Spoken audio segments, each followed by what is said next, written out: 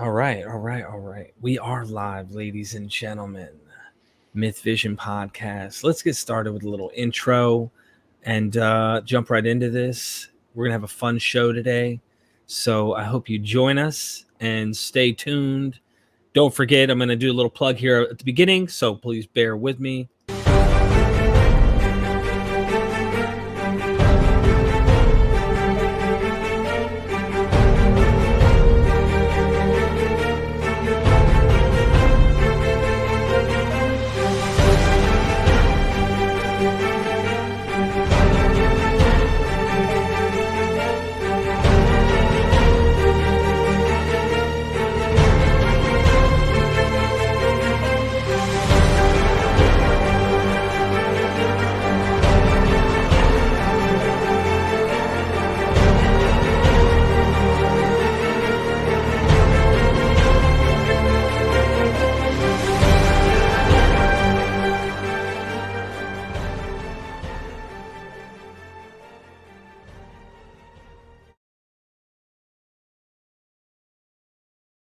We are MythVision. Welcome back to MythVision Podcast. We're going to do an interesting thing, a little different than we usually do here at MythVision. We're going to be paying attention to a show that was recently done with our good friend Michael Jones from Inspiring Philosophy, and I kept calling him Rob Lowe, and Michael Jones was laughing. He's like, no, that's the actor. And he's like, it's Rob Rowe from Sentinel Apologetics. So we're going to be taking a dive into some of the content. There's been controversy surrounding this. So I want to say up front, things are better, and we hope to keep them that way.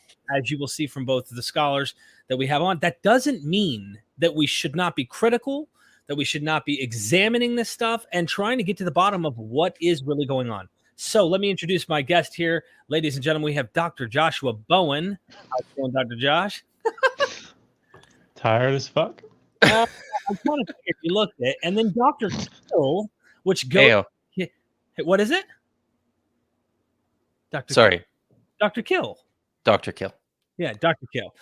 His credentials are death and murder, in case you're wondering. And definitely with metal attached to the end there. So you don't think he's actually a murderer. In case you're wondering, ladies and gentlemen, MythVision Podcast. Real quick, guys, go subscribe. Dr. Kip Davis has a YouTube channel. He pokes at everything, especially apologetics, but he's highly critical, and he is a Dead Sea Scroll guy. So you want to know something about the Dead Sea Scrolls, you might want to check him out and look at his material. Be sure to go subscribe.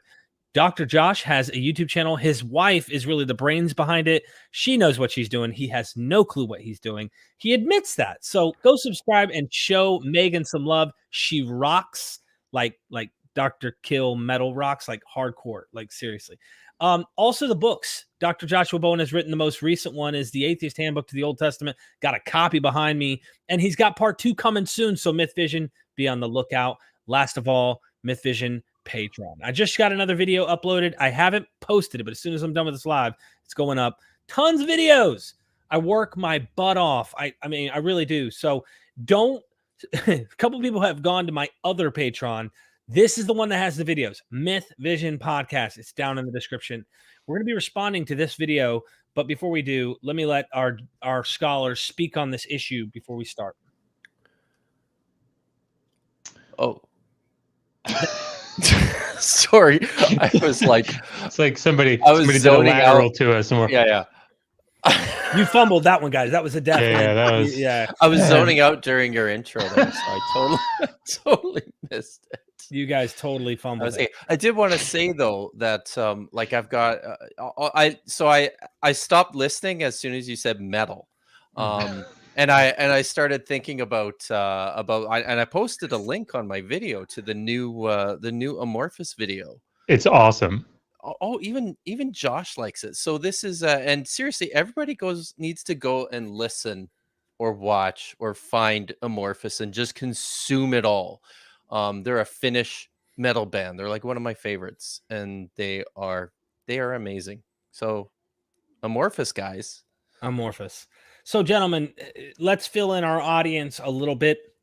Those who watch MythVision know of the show probably where Pine Creek talked about what's going on. You don't need to apologize. I don't want to get lost in all that because we've actually communicated. We're way past all the nonsense of like miscommunication and arguing, and Michael was really upset, just like you were, Dr. Josh, when what happened to you with Dr. Falk. So I want us to get into the issue. We need to be obviously kind. There's nothing derogatory here at the end of the day. There is disagreement, though, and maybe we can discuss that as we play the clip. Did you guys want to address this, though, before I start playing anything?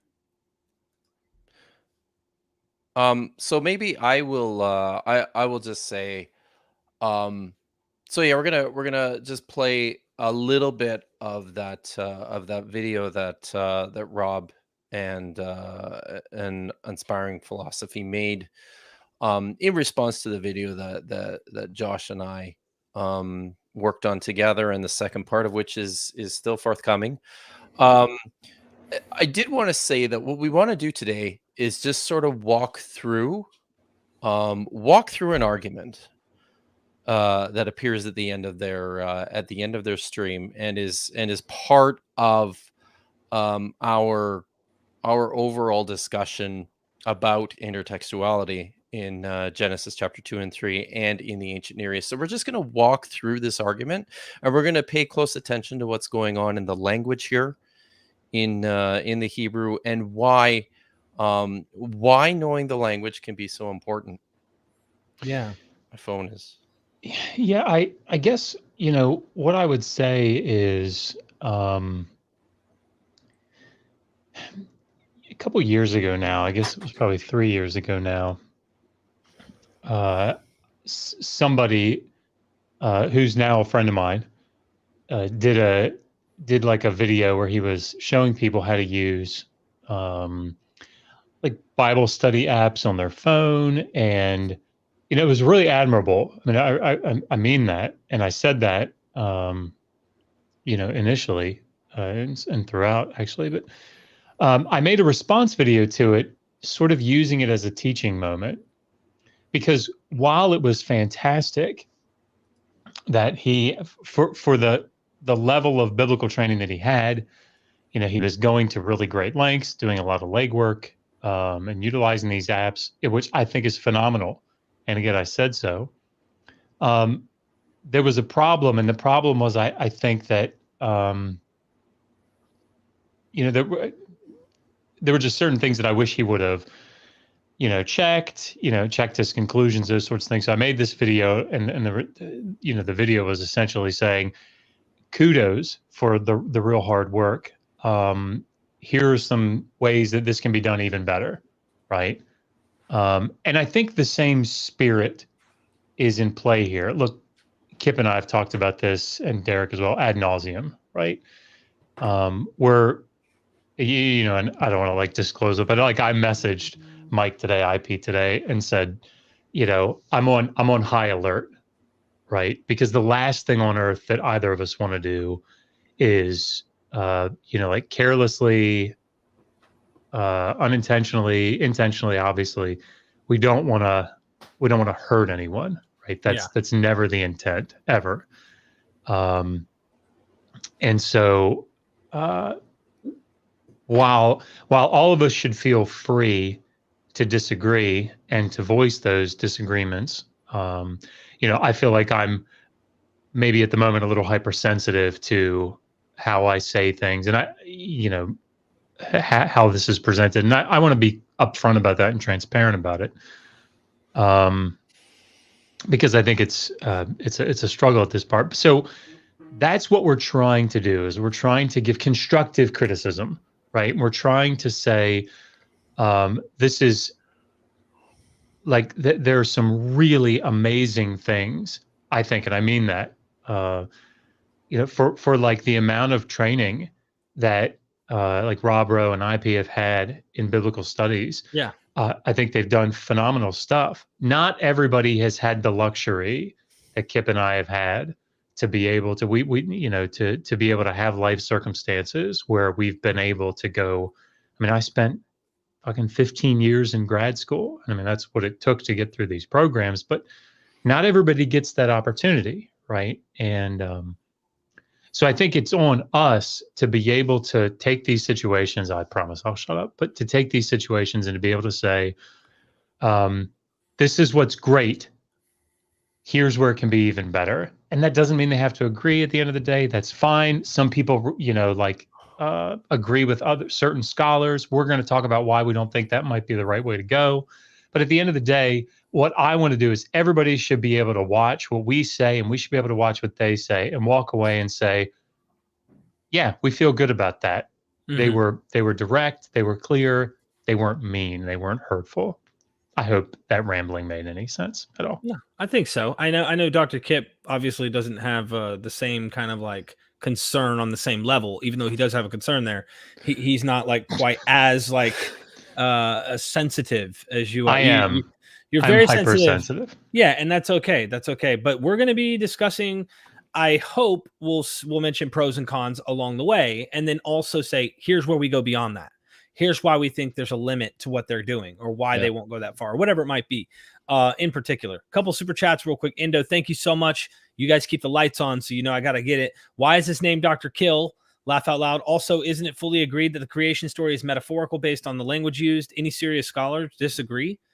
You guys want to chip away at that one? Well, I don't know if I like the term serious scholar, because there's a lot of there's a lot of very, very good like a lot of good evangelical scholars who do good scholarship, but because of people's faith commitments, it will necessarily push them in a certain direction to find historical continuity in many of these stories. So all that to say, the scholarship on this issue tends to push in the direction that this is mythology, and there's a great deal of creative, colorful imagery and metaphor at work in this mythology. Yeah, I wrestle with just flatly labeling it metaphorical, because I think it carries a lot of literary nuances, there's some baggage with that term that we wouldn't say that ancient people. I don't think that they thought this was strictly metaphor, right? Mythology is the best way to describe it, and they were doing something specifically with it. But what they thought at the end of the day about it is more complex than that, I think. Thank you so much. And then last one, Constellation Pegasus. Thank you so much. Anything about Lilith? Sorry. Evidently, Jews believe in her and Adam making offspring because it's in the Midrash. I can't accept Adam and a demon. We're not going to be talking about Lilith. This is a later thing that obviously gets kind of projected back in. I would also, and this is just me throwing this out there, I'm not saying there isn't Enochian influence, but I would also be cautious of saying Genesis means what Enoch says too. Like these type of things that we see. Michael Heiser, Dr. Heiser does this, where he kind of uses Enoch to interpret Genesis and things like that. So there's a caution as to how we're doing these things, or at least you guys specifically. But I've been just reading, all of this. So maybe we'll comment on that later if you guys get some time after we're done doing this about Lilith. Try to remember. I just want to try and get into the deep dive here. And thank you so much, Constellation. I appreciate it. But just try to remember that if we can on this particular super chat. All right. Want me to go ahead and share? Yeah. Where are you starting it, Derek? Where you told me. The last one? 139. Yeah. Okay. Yeah. That's that way, because like when you told me before, Mike, remember now, for those of you who might go to watch this video. Can I just say, I would encourage everybody to watch the whole video. Yeah. And one of the reasons I would say that is because, the good thing about what Mike and Rob did was that they took the opportunity to at length provide a very clear picture of what inspiring philosophy is talking about. It's still something that Dr. Josh and I feel does not come through clearly enough, certainly in the last video that he made on this topic. So yeah, it's worthwhile and it's useful to go and see the full picture of what he's getting at.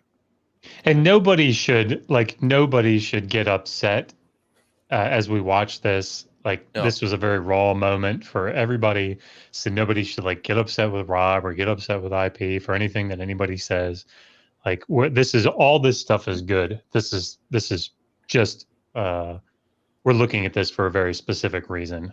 Yeah, So that's what I was going to say. Was simply put, is that a lot of this has emotions in it as a response to your initial documentary, if I could use the term, responding to his videos. So there's a lot out of context here, but at the end of the day, this is why we chose this particular spot, and this gets into some of the meat. Let me know. I'm going to mute my mic just to make sure that nobody hears an echo. Let me know if you guys hear it. Give me a thumbs up and everything's. So here, this is what I think might be in part 2. This is really bad. So when I found out they were going to respond to me, I was like, I wonder if Kip actually went on my channel and commented under the video. And sure enough, after doing a quick search, I found this. I'm going to respond to this as I go, because he is quote mining Tremper Longman at the end, because I can show that quite easily.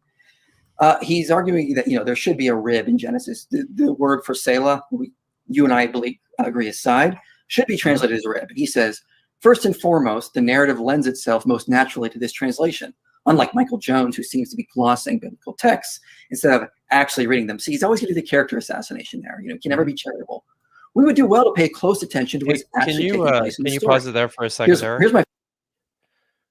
So I just wanted to point out, and I have called I called inspiring philosophy in the video that we made. I called into question his reading skills, and I just wanted to say that telling somebody that they're bad at something is not the same as an assassination on their character. And I would say in this instance, I think the criticism is warranted, just because of the way that he's handling the texts just in that particular video that he's making. And when I say that, what do I say here? I said he's glossing the story. What I mean by that, and we all do this, and in large part just because it's way easier to summarize a story in your own words and to present it in a way that your audience can understand it. Every time you do that, though, you risk being unclear about what's actually taking place within the story. So, like when I make videos, I do this. We all do this. I try to do it, as little as possible. I try to let the text on its own, speak for itself. And I think this is a case where allowing the text to speak for itself really, really helps people to see the full picture of what's going on in the text. And if I could very, very briefly to sort of maybe nudge that in a clearer direction. That didn't make any sense. When you go through, like I've told stories about papers that I wrote in seminary, right?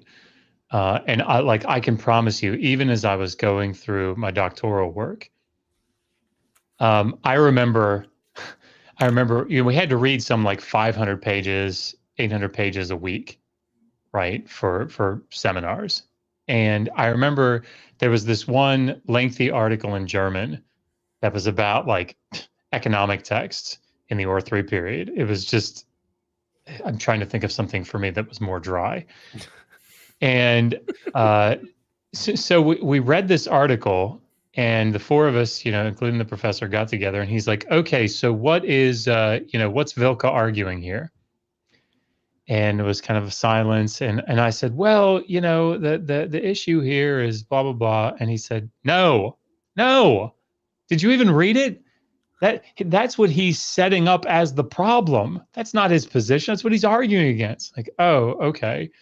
And I can't tell you, like, you might say, well, that was in German. Well, I can't tell you how many times that happened in English articles. And the reality is that it's a developed skill. And it's a skill that I I don't know this because I'm only in one field, but I suspect that it's in many ways it's field specific. So like when you learn to read articles in the humanities, or you learn to read philological articles or books, like there's a certain skill set that you develop. So had my professor said to me, your reading skills suck, he'd have been spot on. And what he would have meant by it is, my God, I've got to give you 10 more books to read this semester because you haven't developed the skill set yet. So I think it's. By the way, I fit that category like 100%. In case anyone's asking, like I'm like getting the crumbs off the table that you guys push off the edge. So I fit in that. In fact, I have to admit, I think IP is far more aware. And what I mean is he's delved into this material more than I have. So Sure. That's me admitting, like, I think he's read this a lot more than I have. So I don't. And I think a ton more. I think a ton more than most people, lay people that I know. Yeah, right. Definitely. And clearly, I mean, look, IP's finish it up as, I don't know if I'm supposed to. Anyway, he's educated, right? Yeah. So I mean, I don't think this was. I think it definitely came across as a comment of, well, you just don't know how to read, like you don't know how to pick up a book and read it. I think it's fair to feel that it came across that way. But correct me if I'm wrong, Kip. I think the intent was, this is a skill set, particularly in this field. Exactly. It is something that takes time to develop. And look, like, sorry, I'll shut up after this, but I mean, it's hard for me. I walk into something like reading through, I started wading through the secondary literature on the documentary hypothesis and the formation of the Pentateuch. My God, that shit is tough. You read through like one of Kratz's articles and you get to the end and you go, well, got to read that one again because I'm actually not sure what his position is. That's just how this goes. It takes time and exposure. Hey, can I just take this moment to say that Reinhard Kratz gave me a sandwich once? Awesome. Sorry. No, you're good. I'm going to continue. So do me a favor. I'm going to mute myself. So when you're ready to have me stop so you guys can comment, just let me know. Awesome. My favorite part, he quotes directly from it. And Yahweh God caused the man to fall into a deep sleep, and he slept. He took one of his selahs and closed the flesh at that spot. And Yahweh the God built the woman, which he took from the sorry, I completely lost my train of thought there. Where was I? I jumped too much ahead of my head. I was reading ahead. The man has more than one or two of these. He's what he's saying, these selahs. And we know for certain because the noun is plural, and importantly not dual, as would be the case for the body part with a corresponding pair, that this was located inside the man, which is why he closed the flesh over the top of its removal. Simply put, the most natural interpretation of this passage is to translate it as rib, which is inside of the body and is part of a group larger than a pair. The man tells us this much himself when he exclaims that the woman is bone of my bone and flesh of my flesh. I think we should probably stop it there, right? That last part. And I was going to say, did you want to hear his follow-up or do you want to wait? Not yet. I don't want to hear that yet. And I want to, like, we should probably, I mean, there's a lot to do here right away already. So first of all, we should probably more properly set the stage of what's going on in this story. This is Genesis chapter 2. I think the passage specifically is what is it, Josh? Is it verse 21 or 22? I'll pull it up. Yeah, I think it's 21, 22. Okay. So Adam, the man, and he's identified throughout the text as Ha-Adam, which literally translates as the Adam. So Yahweh has just formed him out of the ground. He set him in the garden. He's decided that it's no good for him to be alone, so he creates a menagerie of domesticated animals for him. And Adam goes through those and names them, and the conclusion is drawn from this that he hasn't found none of these are suitable as a helper for Adam. So it says Yahweh causes the Adam to fall into a deep sleep, and he slept. While he slept, he took, and the word here is tsalaot, and this is it's echat. It's echat mitzalaot. Is that right, Josh? Or do you have the text in front of you? Mitzalotav. Mitzalot. Oh, Yeah, so sorry. Yeah, from his, it's got Mitzalotav. Yeah. the. So he took literally one from his salah, and this is the key issue with this passage. There's a couple, but this is really the primary one. Is what is this word? What does it mean? So he took one from his tselaot, and he literally built it into a woman. This is a verse, and it's a very very strange verse at the outset for a couple of reasons. First and foremost, when Yahweh creates, when he's making stuff in the garden, the text is pretty consistent up to this point in using, I believe it's the verb asa, which means to just to make, or yatsar too, also, isn't it? Yep. Yatsar, which means to form, like pottery. When he makes the man, he forms them like a potter would out of clay. But then he makes the animals, he plants the garden. Now you get to this passage. He has the man fall into a deep sleep. He takes this salah, whatever it is, out of his body, and then it says he built a woman. And the choice of the word there is really, really unusual. So right away, the reader of this passage should look at that and go, there's something going on here that's really different than what preceded it to this point. And then also this word salah. What does it mean? The contentious issue here is whether this is a rib or if this is the side. So what we do as scholars of the language is we dig into this. We say, okay, how do we come to understand what this word means? I wanted to point out too, I think, like, you'll notice Michael kind of loses his spot there as he's reading. And I think part of that, when I watched this the first time, I thought I think maybe part of it has to do, with the fact that this is kind of an unusual, it's kind of unusual language. Most English translations do not say that God built the woman out of the Salah. Most of them say that he crafted or he made or he shaped or formed or something like that, right?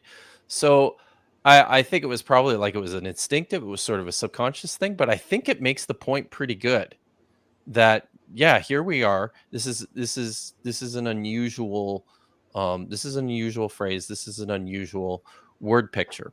So now the argument is, this is either a rib that was taken out of a man or it was his side.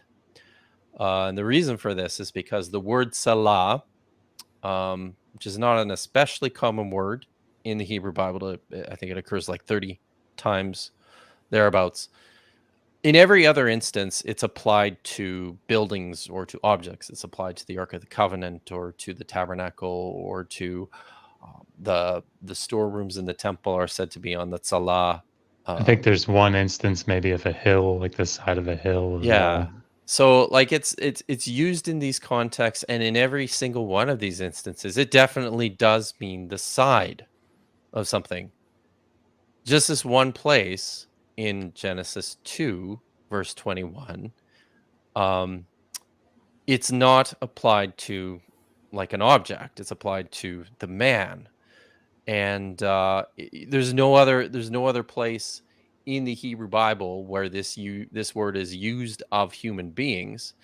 And I think it's worthwhile pointing out too, there's no other terminology ever applied to a human being in the Hebrew Bible to describe what would be a rib or even a side, as far as I know. Am I right about that, Josh? Or- Yeah, I don't think it mentions it anywhere. Yeah. So this is the issue.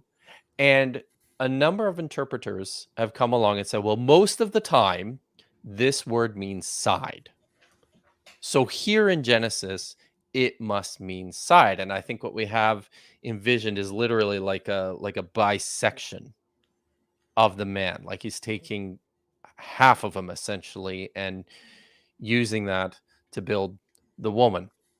There's other parts within the description there which I think make that really problematic.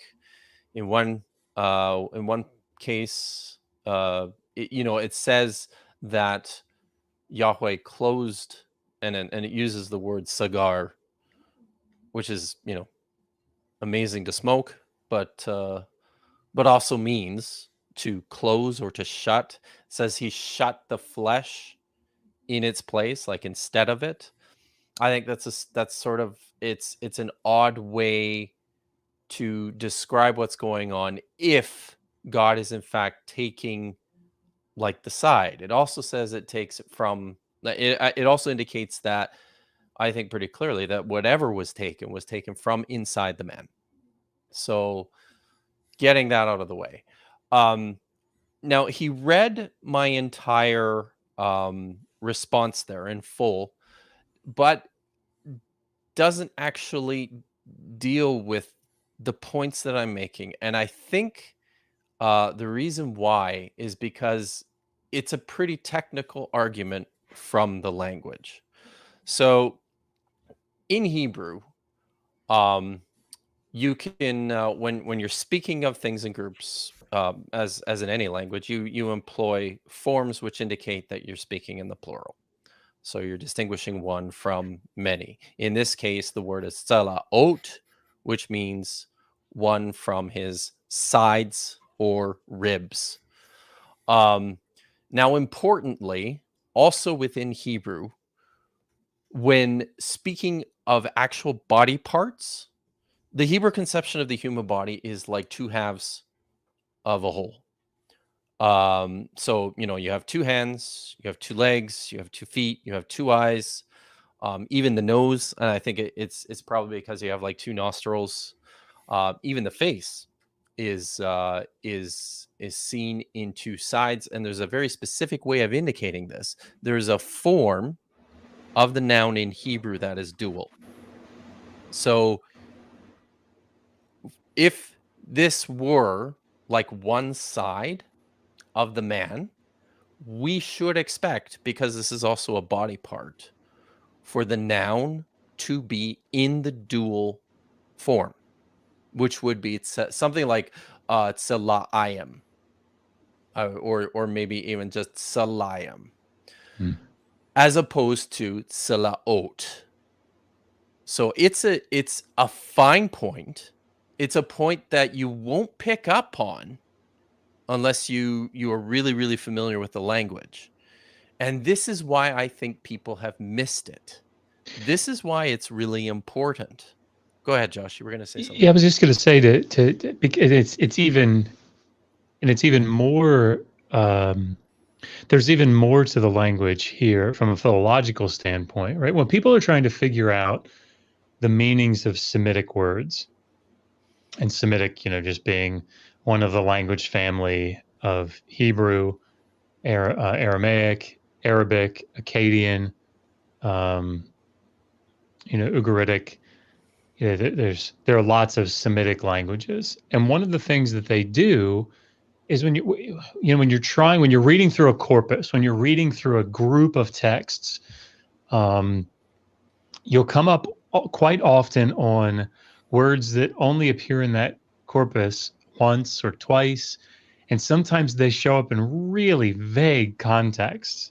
And you're like, like if somebody said, it is bored, and that was the only time that the word bored was used in that whole corpus, right? You'd be like, well, what the hell does that mean? It is bored. That doesn't tell you anything. But if there was a passage that's, if there was a line that said he was sitting there twiddling his thumbs with nothing to do, he was so bored. Well, now there's this whole context that it gets describing a situation where a guy doesn't have anything to do, and he's sort of he's just sitting there, and so he's bored. It doesn't mean that he has a hole drilled through him, right? It means that he's, what's another word for bored? I can't think of one. But it doesn't matter anyway. Yeah. So, okay. One of the ways that you do this in Hebrew, though, if you don't have these other contexts, or in any language that has cognates, sister languages, is you go to those other cognate languages, right? So one of the ways that we do this all the time, and scholars have been doing this for centuries, well, century and a half now.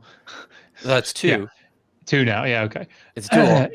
And that's right. It's centurion is going to Akkadian, because Akkadian, not only is it another Semitic language, but it's we have so much Akkadian material, and we have it from all these different genres, right? So if you go, I have on an entire shelf is dedicated to the Chicago Assyrian Dictionary.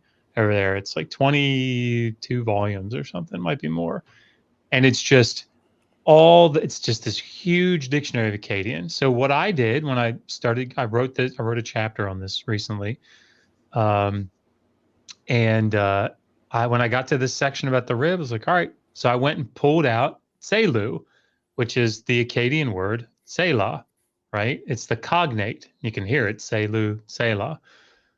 And it's like, all right, well, how is it used there? Well, we have a lot more examples of words that of context that have this word Selah. And guess we have lots of medical texts, Akkadian medical texts, and we have omens. And one of the reasons that those two things are important, obviously with the medical text, you can census talk about parts of the body, right? So you have a lot of context talk about ribs. I mean, at least a lot more. But the other thing that you have in these omen contexts, is you have descriptions of, like, there's a whole series called Shuma Izbu, which is, it's about children, babies that are born deformed, and what it means if, like, a child is born with 2 heads, right, or with 3 feet or something. And so it talks about all these different parts of the body. Anyway, it's clear that Selu, while it means side, like in this construction context, when it's talking about a person's body, it's talking about the area from here to here. Can you see that? It's from the hip, can see it, yeah, above the hip to just under the arm. It's this is what they're talking about. So sometimes it's like, if you examine the man's side, his Selu, it's talking about this area right here, and it has this marking on it or whatever. Sometimes it's being very specific, right? One of those bones, right? So the point is that even if it means side in the Akkadian context, it's not everything over here from the head to, it's this is his side, right? So, okay. When you then make that comparison, you say, okay, this is additional evidence that suggests that if it's used in this cognate language, which has many, many parallels with Hebrew, obviously, it's a sister language, that we can utilize that to then figure out philologically what this word means over here in Hebrew. Awesome. I'm going to get these super chats. If that's okay with you guys. Just, of course. I don't want to interrupt you popping stuff up. This is really good stuff. Doug, thank you so much. Could it mean from his side as the side of the ground from which the atom was made? Just a random thought. So, no? I think we answered that. But see, this is the sort of stuff that is incredibly important in scholarly research, because it's this sort of brainstorming. And this is that's why this is such a great thing, like to think about these things sort of outside the box, because look, this is how we make progress, right? It's thinking these things, but the key is to then test it, and to have the tools to be able to test it. Thank you so much for that super chat. I really appreciate you guys answering that. Gnostic informant, Dr. Kip, don't sound like a tin can anymore. Big things. We need to talk about this.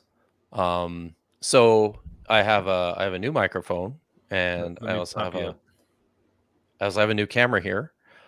And these were donations from Josh Bowen and Megan Lewis. Oh, So, wow. thank you. And I mean, I think I said this on the I debuted I already it know on. what you're about to say. I already know what you're about to Yeah. say. But go ahead. I debuted this on Captain Dadpool's show, and I think I said when I used it the first time that like it's huge, because I just about had a heart attack when I saw the shipping bill, what they paid to get this stuff across the border here into the hinterland of Canada, always otherwise known as America's Hat. Was it was huge.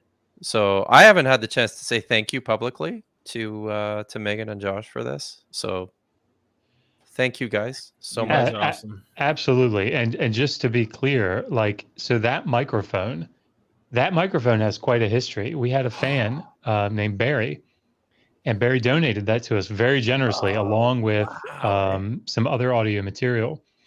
And you know, we ultimately were able to upgrade some of that stuff. And you know, but I feel like this is paying it forward. So that microphone is actually like the original mic, right? And the audio equipment is different.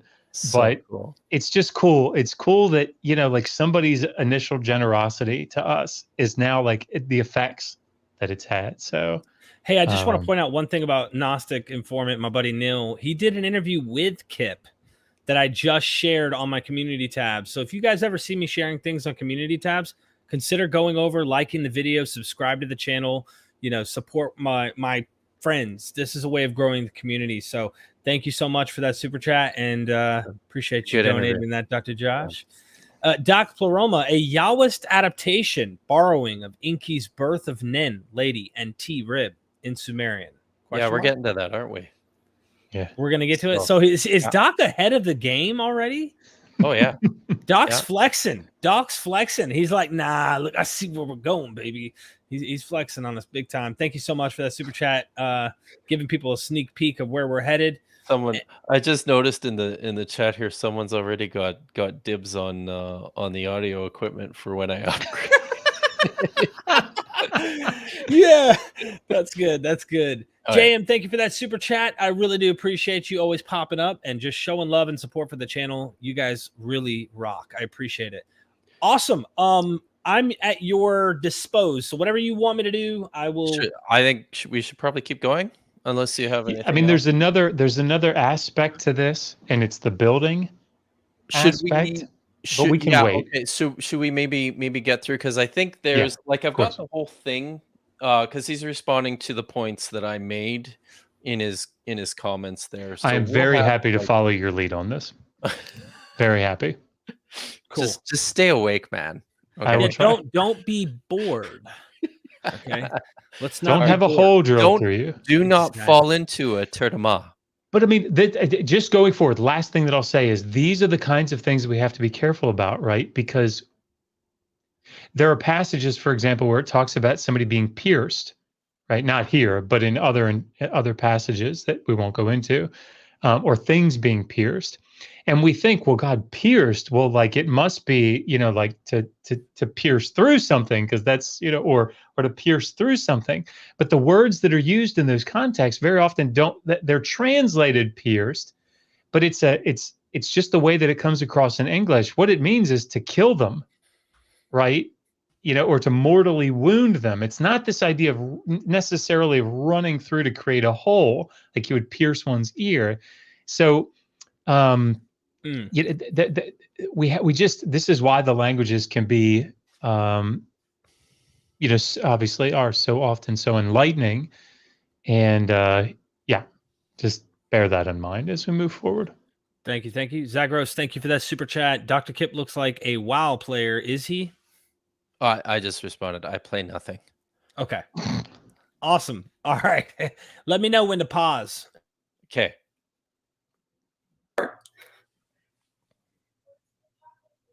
You literally quoted it, man. This is bone of my bone and flesh of my flesh. then it's not a rib because he says flesh of my flesh. This is the exact point John Walton makes, Zioni Zevit makes. To quote Zioni Zevit, he says in What Really Happened in the Garden of Eden, page 143, disassociating Selah from rib has strong philological support. In biblical Hebrew, Selah is employed to refer to a number of different items, the size of structures, chambers or rooms extending from the side of another structure, wooden planks or support beams, the side of a hill. In fact, the only place in biblical Hebrew where it may refer to skeletal ribs is in the Genesis passage. In Akkadian, its Akkadian cognate means rib, side, lateral wing of a building, and by extension, direction. Its Ge'ez cognate means only tablet beam. All these nouns refer to pluric structures. His point is that the cognates don't point to like just a single, architectural structure. There's more structure there in the cognates. So, and plus, if Adam is saying this is bone of my bone and flesh of my flesh, which is the exact verse Walton brings up to say it's probably not a rib, then it probably is more of like a side of him. So, again, I don't know what he's talking about. Next, he goes on. He talks about the cognates here. But again, Zevit and Walton talk about the cognates, and they say it doesn't just mean rib. He says the cognate for this word from numerous related Northwest Semitic languages is translated most commonly as rib. It is how the same word is employed in Jewish and Egyptian Aramaic, in Ugaritic and Akkadian. Moreover, it's virtually every place in the Hebrew Bible. Well, again, go through Zevit's, and I don't agree with Zevit's main conclusion, but Zevit and Walton's books. They bring up these cognates, and no, sometimes it does not just mean a rib bone. But third paragraph is where things get a little interesting. Let's stop for a minute before we get into the third paragraph. And I think maybe there's a point where we'll get into Zevit a little bit in a couple of minutes because Rob will bring him up again. That's probably the time to do that. But I just want to say at the outset here, so I completely disagree with Zevit, and I completely disagree with Walton here. And it's important to point out that the reasons I disagree with them are because I am based on what I am reading in the text, what I am seeing in the text, and what I know of the ancient Near Eastern background of the text. There's a clear indication to me, based on some of the things I've mentioned already. The fact that this is a plural noun as opposed to just a dual noun. The fact that it's the Salah is inside the body as opposed to the entire side of the body itself. These are the sorts of things that I am depending on as a means to understand and to interpret the passage. So, and yes, the cognates. Josh just talked about about why they are important for understanding this passage too. And I'm just going to come back to this again. This is a point where, like, a reader, I think in its original context, will look at this and go, that's weird. Like, the word used is weird, which has them searching for the meaning for that. And maybe if they if they're keenly aware of some of the ancient Near Eastern literature, as I think some of them might have been, then they wouldn't have to search very far. So I do want to say one of the things that I really appreciate about how Michael goes about this is that I don't however people take him, however people read what he's doing or interpret what he's doing, which I think is an important thing to talk, to think about and to talk about. Mm-hmm. But watching him do this, one of the things that I think he does that is really admirable is he quotes a lot of scholars. And I've heard people get on him, and there is something to critique there for a very different reason. But what he's not doing is saying, look, I've looked at the Hebrew and the Hebrew says this. There are lots of people out here that will do that. And what they mean by it is I've opened Bible Hub, right? Or Blue Letter Bible, which are amazing tools. I'm in no way trying to poo-poo that. But the way that those tools are intended to be used is for the layperson who doesn't know these languages to be able to open it up and say, oh, okay, well, I just read this commentary that talked about how this word is being used here. I want to check that out. Oh, that's okay. That's kind of cool. I wonder if this word appears other places. And if they formulate an idea, and by the way, it's not just lay people, this is all of us. You formulate an idea, you come up with something, you're like, oh my God, this is great. Don't go publish it. Like, don't go tell everybody publicly. Don't go be quotable on it. I'm not saying in any way that IP's doing that. Hear me. I'm saying he's not doing that. But I watch people all the time. They just go shout it from the rooftops. Look what I found. And then it turns out, you know, this stuff has been studied for millennia. Like as you know, Kohelet said, and it's very true. There's nothing new under the sun, and that you know, there's also no end of making books. That's right. So look here in this scenario, him quoting these scholars is a very big plus, in my opinion. Yeah. Because what he's saying is, look, Dr. Kipp is saying X cognate language. Well, you know, Walton is also a scholar in this, and he's saying that he's looked at those cognate languages. And I think that's the right thing to say. Where I would push back a little, where I would want him to hone that a little, and we all have this stuff to hone, is like Walton has a very clear, I don't want to use the word agenda, but a very clear commitment. I got to give a picture so people know what he looks like, who he is. He wrote The Lost World of Genesis 1, which is going to be in the vein of course, what constantly gets brought up by them. And the Lost World of Adam and Eve. And the Lost World of Scripture. He's got a whole series of the books Conquest. there. And listen, everybody, like, I know I'm being hypersensitive here about this. Walton's no dummy. Nobody's dummy. Right. No. But there are certain things that he's been critiqued on pretty heavily. Like some of his interpretations of Genesis 1, like Dennis Pardee came out pretty hard against, right? And so the point is that there are always other scholars, right? And what you don't want to do is you don't want to say, and I don't want to say, the last thing that I would want to do, as much as I love Joel Baden, and as much as we all love Joel Baden, Joel would be so pissed with me if I just went around saying, well, Joel Baden says this, and Joel Baden says that, and Joel Baden says this, and Joel Baden says that. And again, I'm not suggesting that that's all that IP's doing, but using it as an extreme example here. Yeah. Because what Joel would say is, hey, people disagree with me. Make sure you go read them and see why they disagree with me. It's really important. It's a really important aspect here. So there are lots of people that would disagree with the way that Walton and absolutely Heiser even. And those two names that come up a lot. I notice with these particular apologists in particular. Heiser's brilliant. I've interviewed him on his book Demons. Christians all the time come in my chat. You need to, and I mean, like, you could tell, you can read the tone in their comments where they're coming. You need to get Michael Heiser. He debunked everything you're talking about. And I wouldn't lump Mike into that, because I think Mike actually goes beyond that. He's quoting Carr. He's quoting.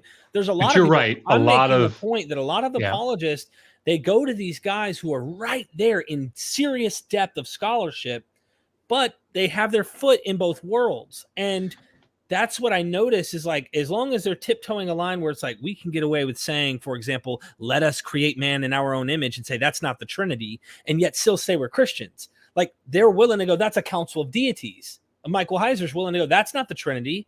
And Christians go, no, that's the Trinity in Genesis 1. See, he says things that, like, would get him in trouble with normal fundies, but at the same time would be scholarly. And then in other areas, he's like, no, there were real giants in Canaan. And it's like, hold on. And then you get where I'm going with this. It's like certain things where scholars might go, whoa. What did Heiser just say? And maybe for Walton as well. So, yeah. So it's important that, particularly when people they're very open at times about their theological commitments. Tremper Longman is one. I always mention him just because he does such a clear example of it in his Daniel introduction. Like he says, I adhere to an early date of the book of Daniel, even though the evidence is with the 2nd century, right? And he says it because I have a theological, theologically, I think it's incredibly problematic. It's something how he says that, and I don't think that the early date is untenable. I think is how he worded that. It was something that's been a while since I've looked at it, but anyway. Interesting. All right, you want me to continue? Yeah, I think so. All right. Yeah. All right. Third, and this is something that Jones himself touches upon in the video, there are precedents in which the rib of a woman is imbued with life. Sorry. It seems patently obvious, I love that part, that the author of the text is playing upon the idea in his story that having Yahweh fashion the woman from a rib, and then for the man to rename her because she would be the mother of all living. Okay, there's no play on rib in Eve's name. Joshua John Venny in his dissertation, Death in the Garden, argues that this is more likely coming from the context of Genesis 3. God spared them. He didn't kill them for violating his law. So they were spared, and therefore Adam named his wife Eve. That's the context. That's where that name seems to be flowing from mostly. It doesn't connect at all to rib or from the Selah. Kip goes on. He says, for example, the Sumerian word ti, meaning rib, is very close to the word for life. I'm not sure how you pronounce that. As reported by Gordon Matties, I think that's his last name, and Trepper Longman, Tramer draws attention to the Sumerian Dilmun poem where the goddess created for healing Enki's rib is called Ninti, the lady of the rib, or the lady who makes alive. End quote. I know Tremper Longman. I've read Tremper Longman. I emailed Tremper Longman. Tremper Longman does not agree with Kramer. Okay. In his book on how to read Genesis, page let's 78. Stop it here let's stop it here, and maybe let's deal with the myth of Enki and Hersha here.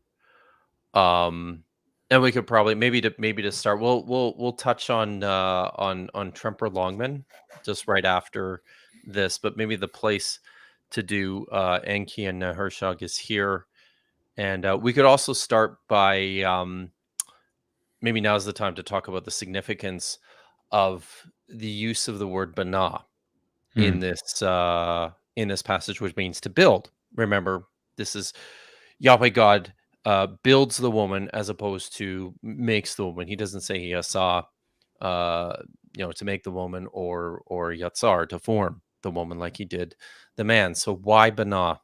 What's going on here? And why do we think this is significant? And Josh has just written about this in his plagiarism chapter in his second volume, which I just read and is amazing. So maybe if you can just kind of take us into this, Josh, and talk about why this is significant, and then we can talk about the myth of Enki and Hersha. So again, thinking back to one of the ways that we look for connections between texts, be they, intratextuality between different, biblical stories, or we're talking about intertextuality, where an outside, mythological text or something informs or is, utilized in the biblical text. One of the ways that we do it is shared language. And there are different ways to get at that. And there are different ways to weigh it. It's not we're not processualists here, right? There's not a science behind this. There's a methodology, and the methodology has to be utilized artistically, I think, at times. It's not like we're not archaeologists weighing sherds out there at the site. That probably falls completely flat. Sorry. Anyway,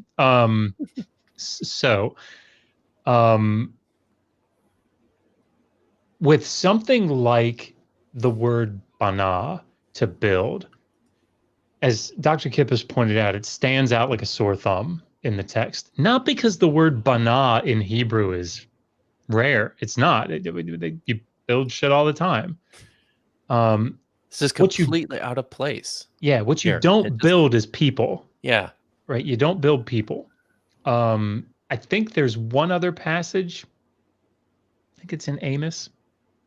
Nobody should quote me on that. If I had 3 more hours of sleep, then you should quote me on that, but not with this amount. I'm just kidding.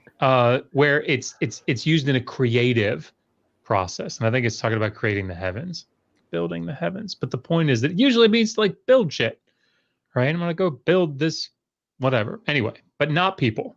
So where it says there, and Yahweh God built the rib into a woman, right? It's just weird. It's just weird. So what do we do with that? Well, when you go to Akkadian, and again, we're not the first people to do this. This is a path well trodden.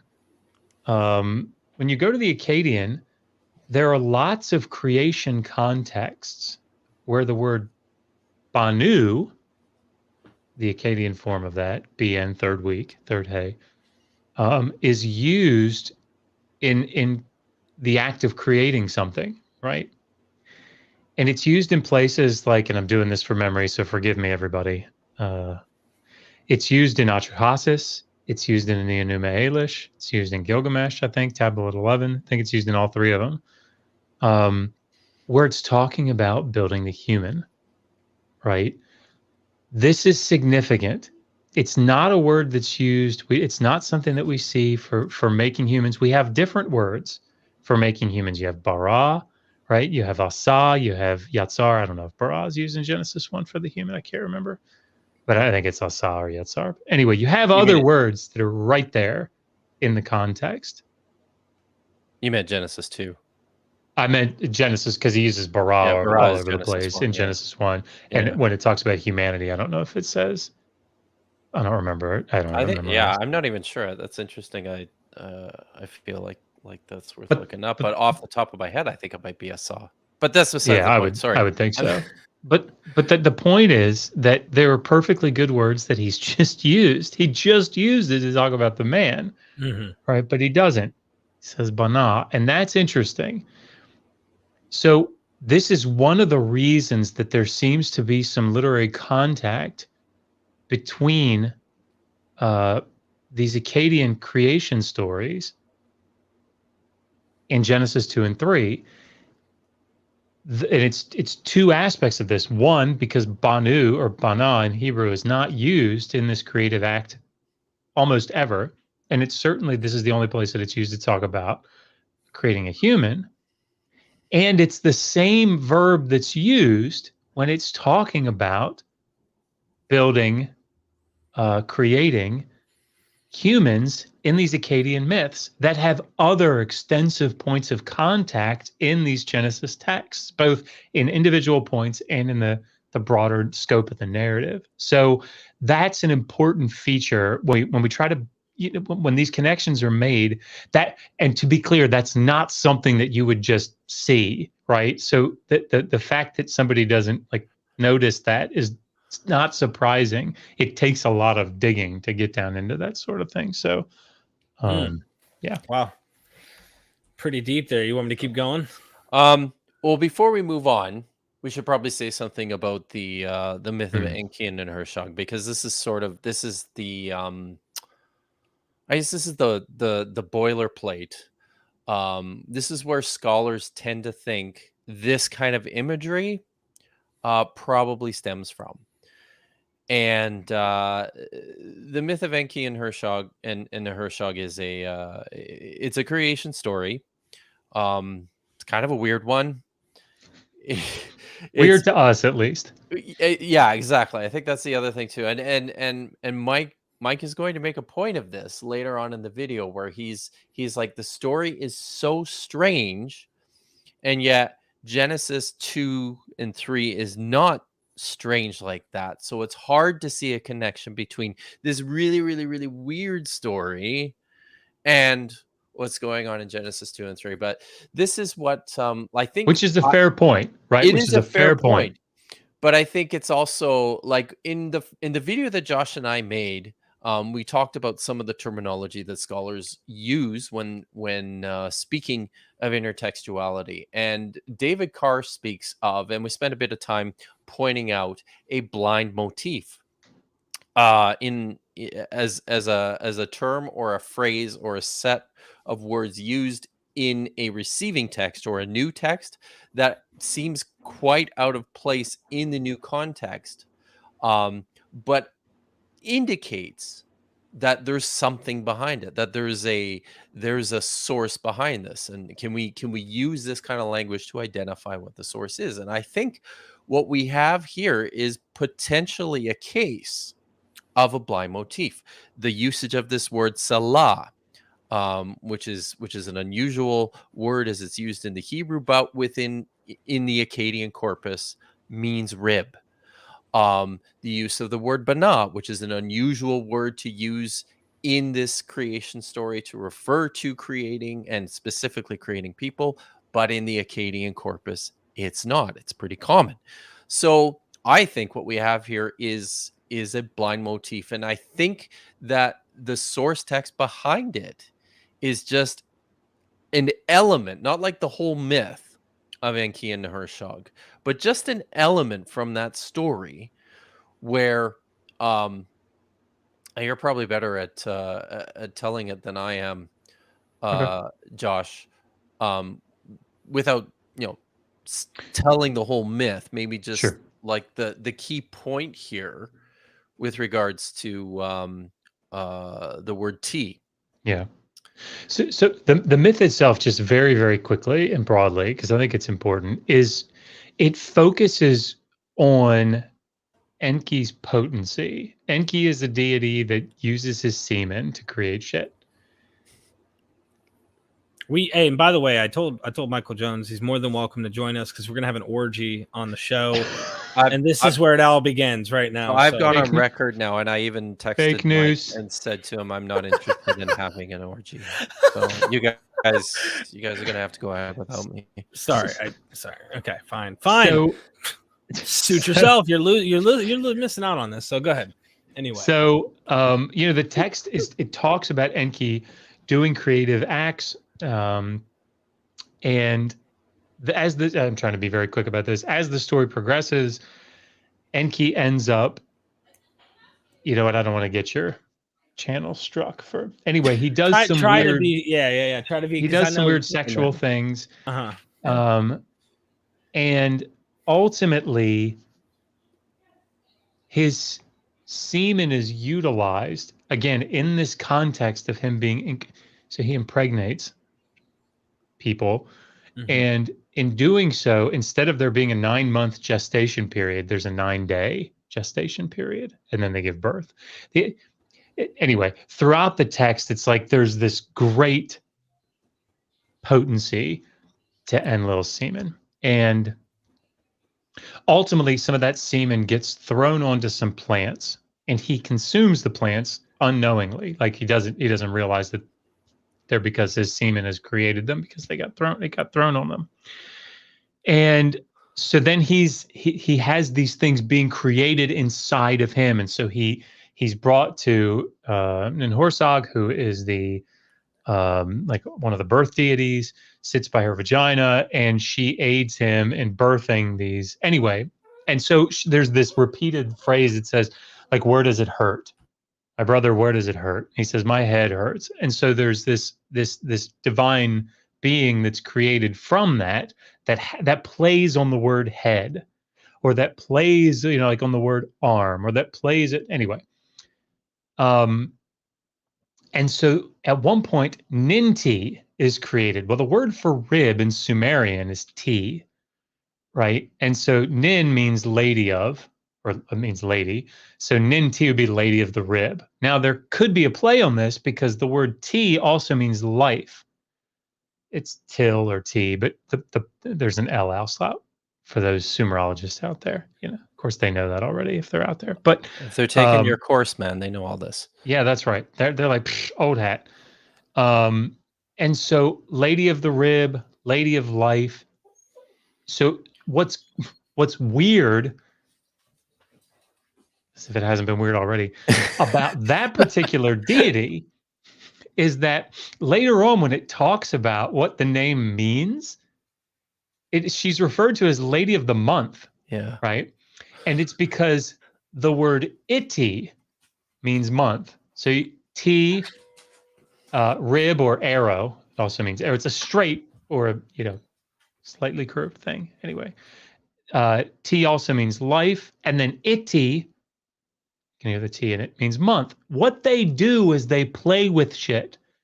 If you've read the Enuma Elish, you see this. Go read the Enuma Elish and read the end. You'll see the 50 names of Marduk. The 50 names of Marduk are all just playing with Marduk's name etymologically, and the way that it sounds and the way that it looks and the different signs that it uses, the different values, phonological values. It's just playing with it to create new names. This is what they do. This is the mindset, right? This is very, very common. So with all of that in the background, there at least is a strong likelihood, let's just say, it's uncanny in some respects. Let's say it it's noteworthy to say Enki and Horsag, it has a trope in it, has a theme in it, has a motif here in this particular case. I don't know if it would be considered, but I think it would, of a creation story, creating of humans and then creating of divine beings, and the association of creating some with a rib, right? Lady of the rib. It's entirely possible that this stands as we want to be clear about this. I actually don't think that we and Michael disagree. I think we were talking past each other here. I suspect, given the conversations that we've had, that there's this. It's not that the Judean scribe is sitting down thinking of the Sumerian text Enki and Horsag. Like, no, that's not the argument, even though it probably did come across that way. The argument is that has created this influence, that this trope, or not trope, this theme or this motif even has come down and is intertwined in this whole cultural creative text. It's the way they write creation stories. It's what's in the background, right? And again, that's why I think that Michael would actually probably, if he's watching this, he's probably like, yeah, I think that's possible. I think that's plausible. Whatever. Like, all right, I'm going to stop talking. That's the background. Awesome. You're muted, Kip. And when you're done, I've got some super chats for you guys. Okay, so that's the background. Yes. I agree. I wanted to point out too something else within the Genesis 2 story that people may not notice right at the outset is all the way through Genesis chapter 2 and 3, the woman who's created is always just identified as the woman, Ish. And she's not actually named until like right at the end of the story, and it's right after I think it's right after she's given birth to Cain. And that's what she's called. When the Adam names the woman, he calls her Chava, because she is the mother of all the living, the lady of life. So it's a like the point I would make is that there is a,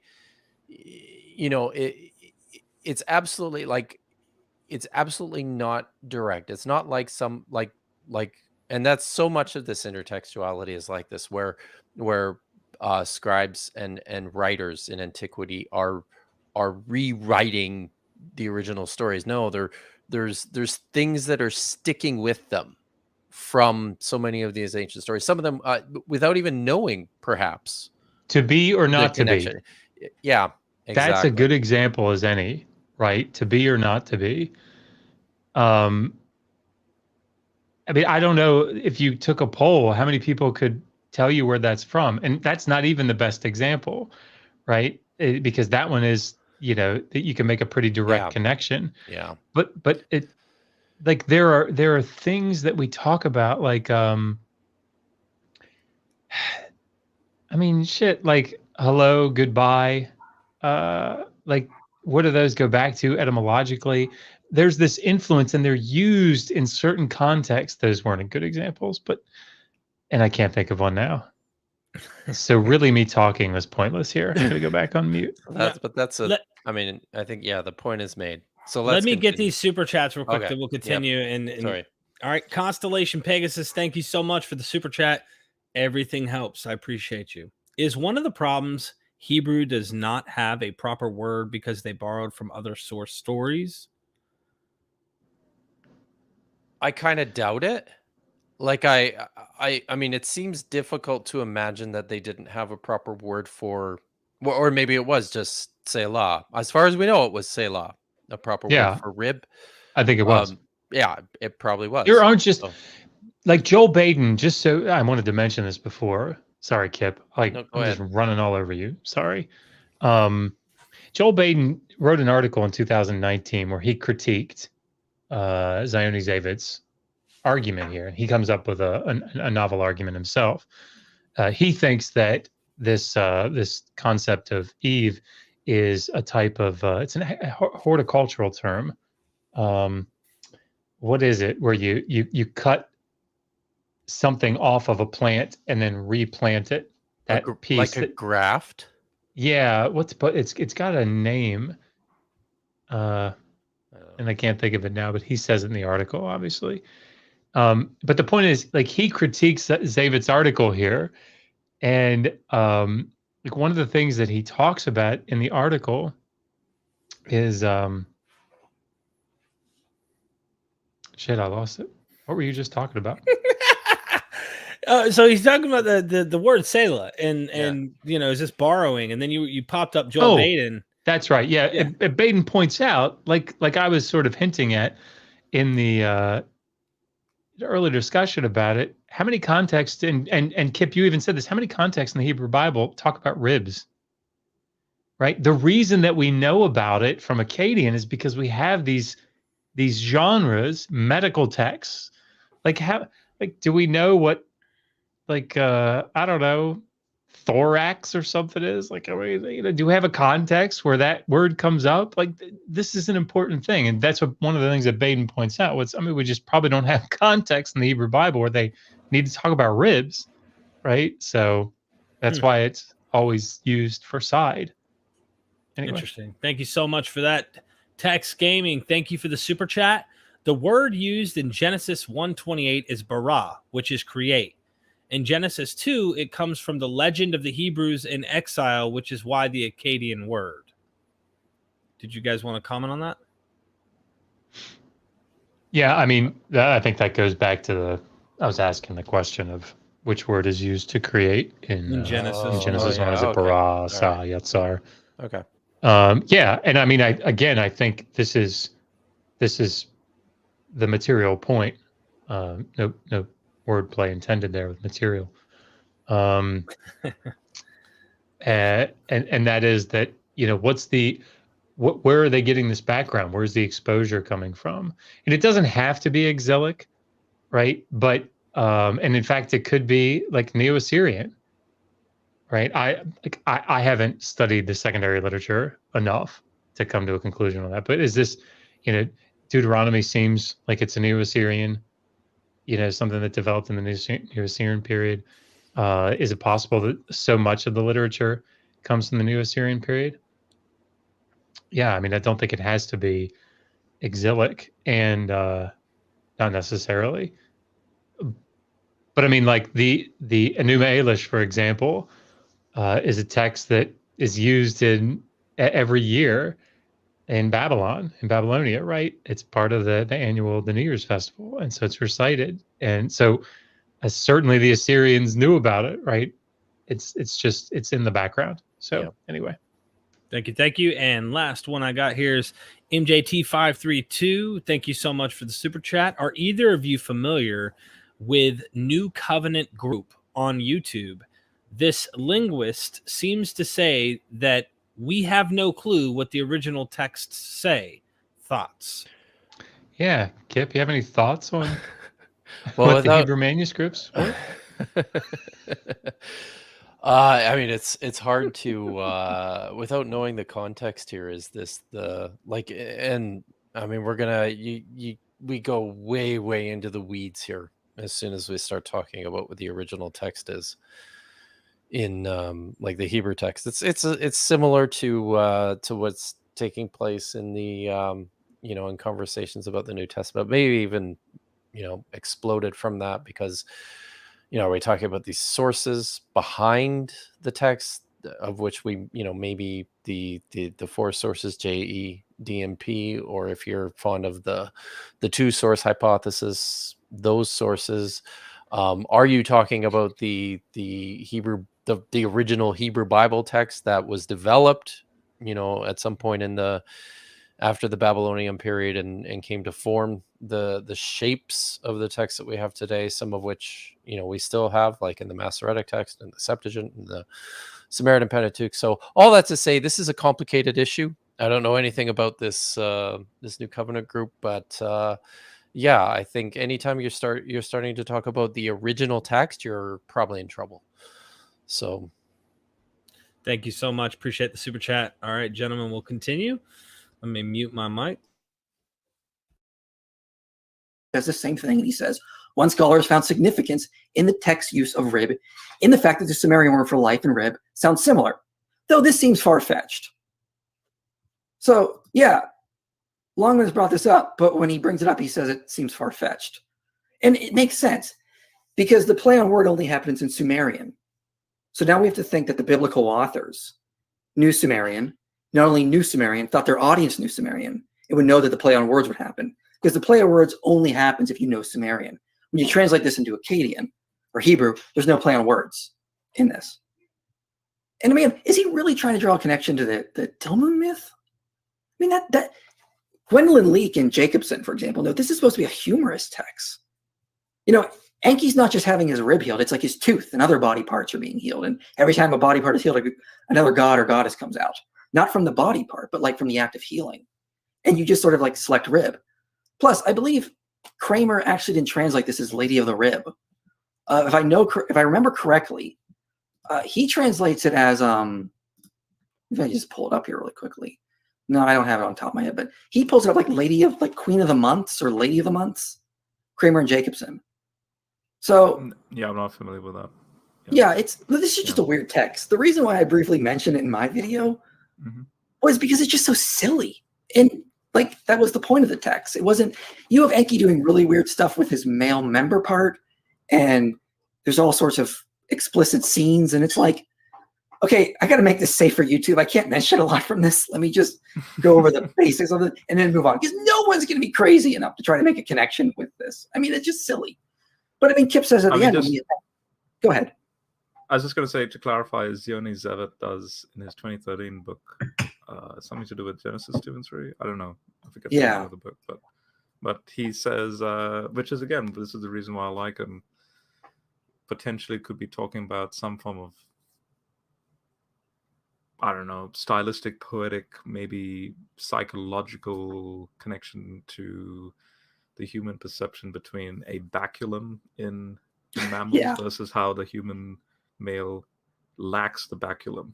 Yeah, which, and if anyone doesn't know what the baculum is, it's a penis bone. So yeah, I thought it was a little far-fetched. I mean, and I know, but that's the point. I noticed he's saying that. Okay, I mean, for goodness sake, it's not a rib. So yeah, well, here's what Kip says. He says, then we are prone. He says, when we attempt to flatten the biblical narrative, as Jones has done here, and fairly consistently elsewhere, then we are prone to miss the exquisite artistry, the very clear employment and reconstruction of ancient Near Eastern myths that are ubiquitous throughout the Bible, the biblical text.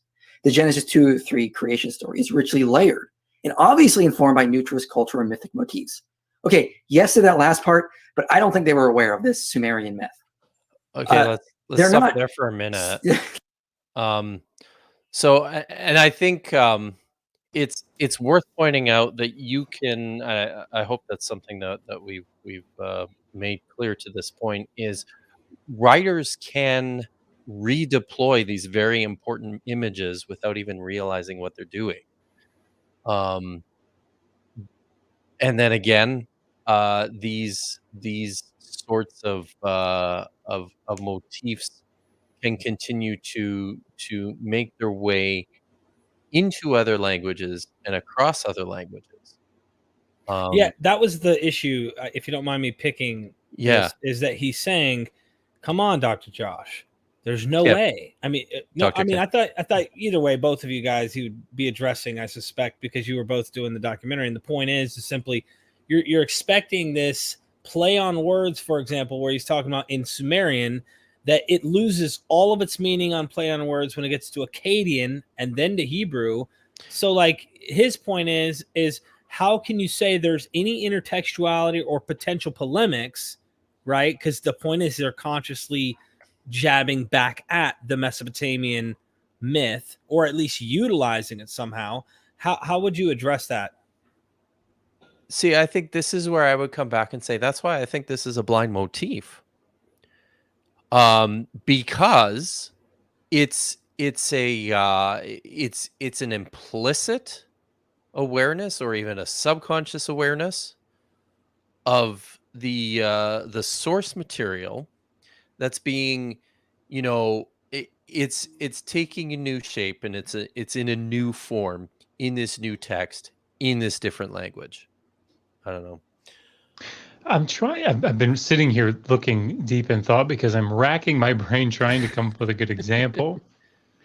I mean, a very basic example, if you guys have ever heard the story about the mother who was with her daughter cooking Thanksgiving dinner, and she's showing her how to do it.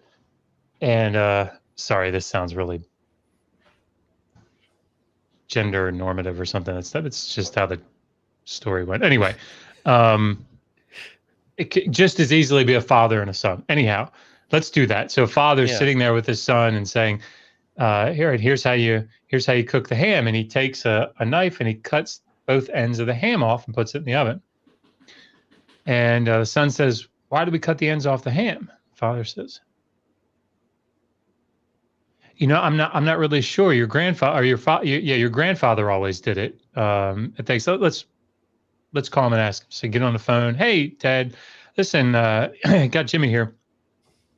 We're making Thanksgiving dinner. Why did we cut the ends off of the ham?" There's silence on the other end of the phone. He says, "I don't really know. My dad always did that when he made Thanksgiving dinner." Let's just say they get a 4-way call going on. I guess it'd be 3-way at that point.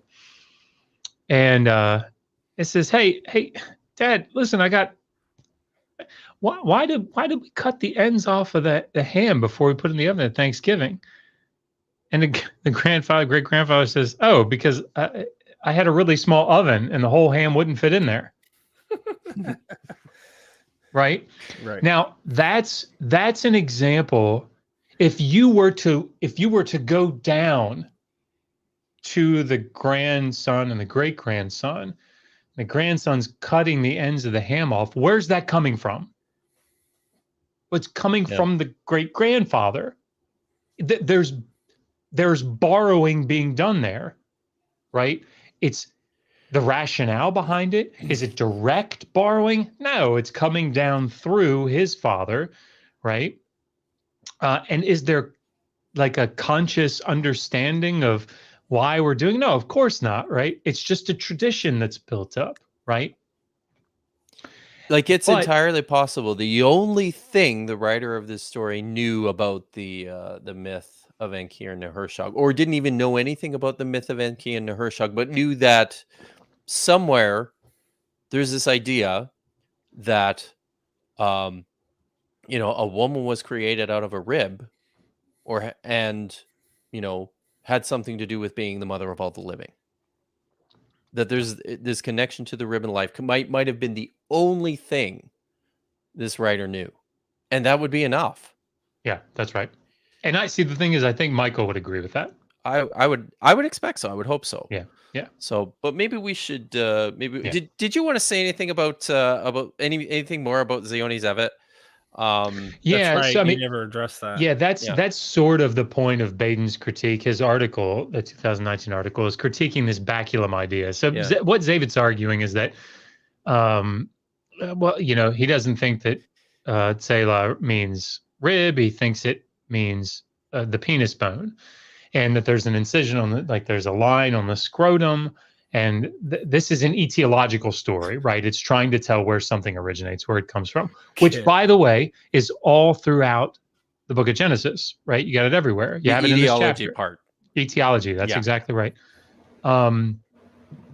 But what he's arguing here is that that God put him to sleep, cut open ostensibly the scrotum, pulled out the baculum, pulled out the penis bone, and then that would fit, right? You have a sexual bone, and it's being used in this creative process, and now it's this counterpart. Okay.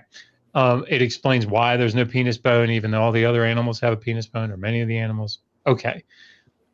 Part of the problem here is multifaceted, right? There's lots of problems. One, and this is something that you'll see if you just read in the Hebrew, you see it.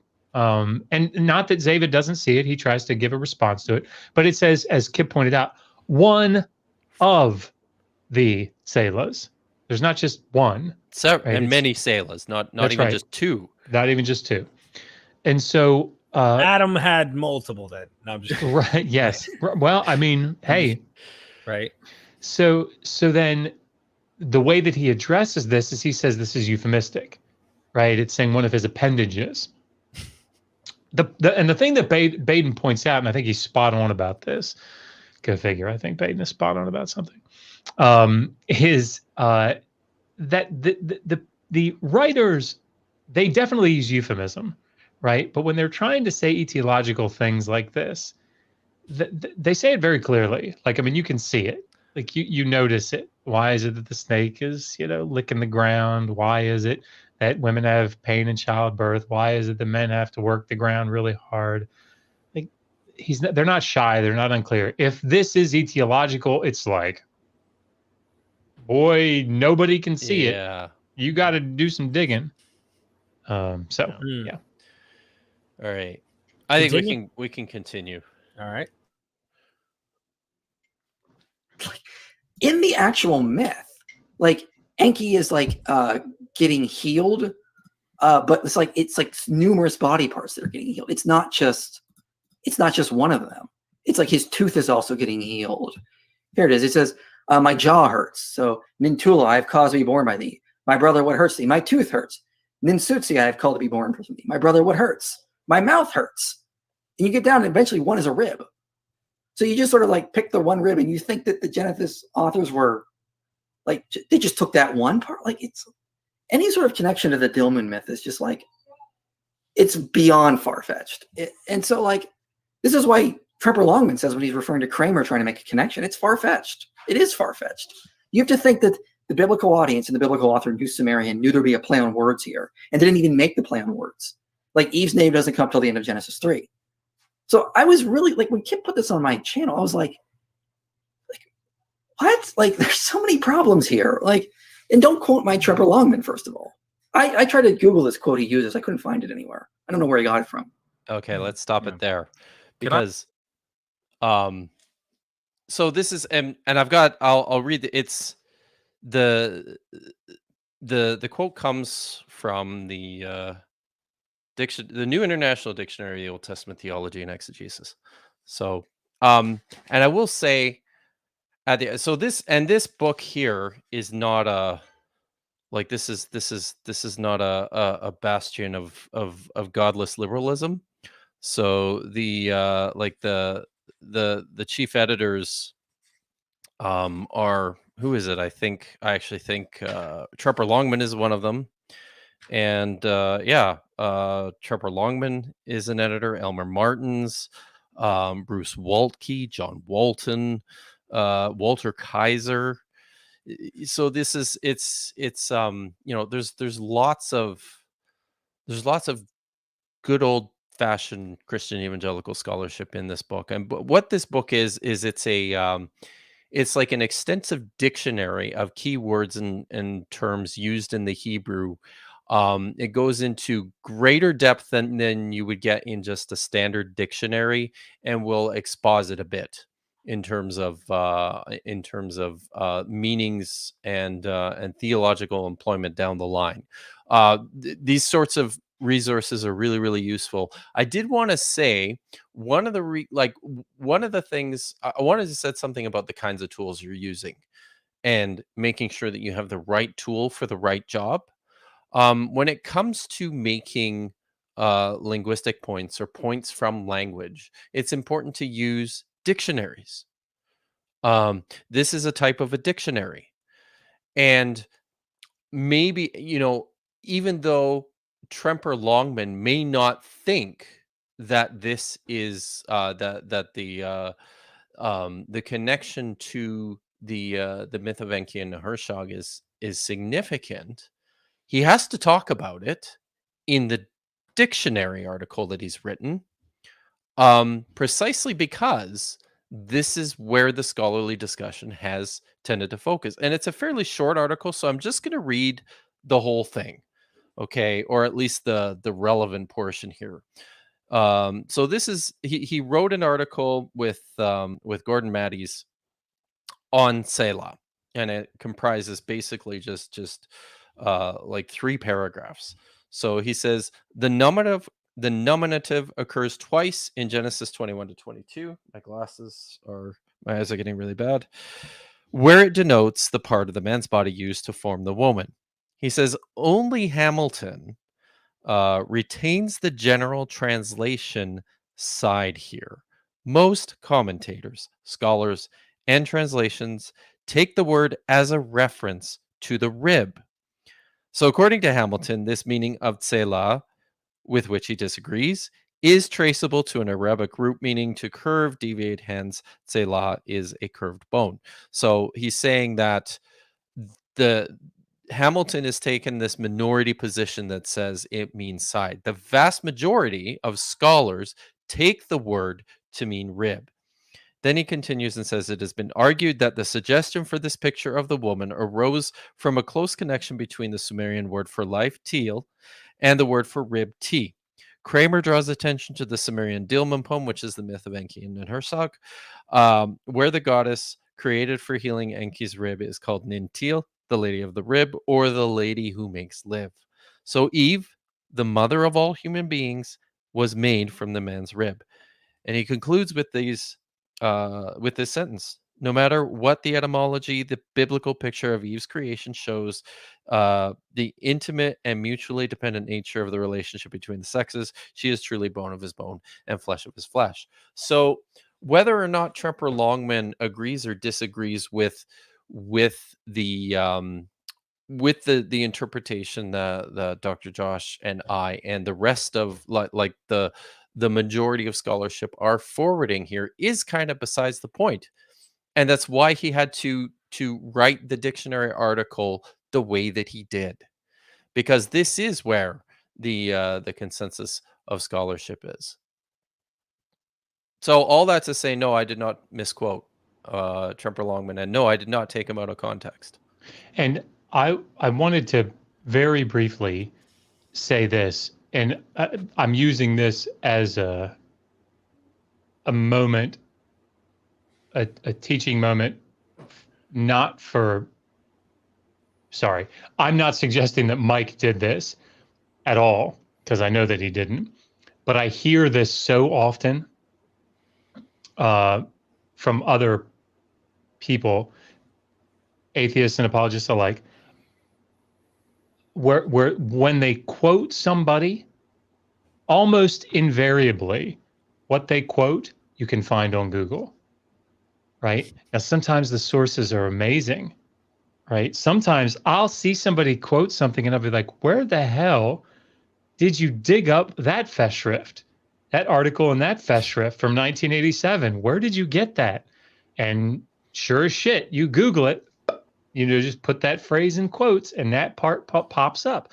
And invariably, it'll be like section of the book, pages 97 and 297 to 107 are missing. That's on page 108, 109, 110 to 120 is missing. And it's like, you Googled, like, not you, Mike, not Mike, these people that I'm describing will Google stuff like, rib, comma, atom, comma, meaning or something. And just whatever populates, they just start clicking. Well, I mean, like, you can obviously get good stuff out of that. You can also get some really horrific stuff out of that. And it's just telling with these people that research that way. So I want to use that as a moment to just say, look, don't do research that way. Whether you agree with us or not, if you come to me and say, hey, Josh, what's a good resource to start looking at child sacrifice in the ancient Near East? I'm going to say, go read Heath Durrell, use the bibliography. Durrell is going to cite everybody. He's going to cite all the arguments for, he's going to cite all the arguments against, and they're all going to be reputable people that he's citing, or he'll tell you if they're not, right? This is how scholarship is done. So, yeah, okay. Thank you. Thank you. All right, moving.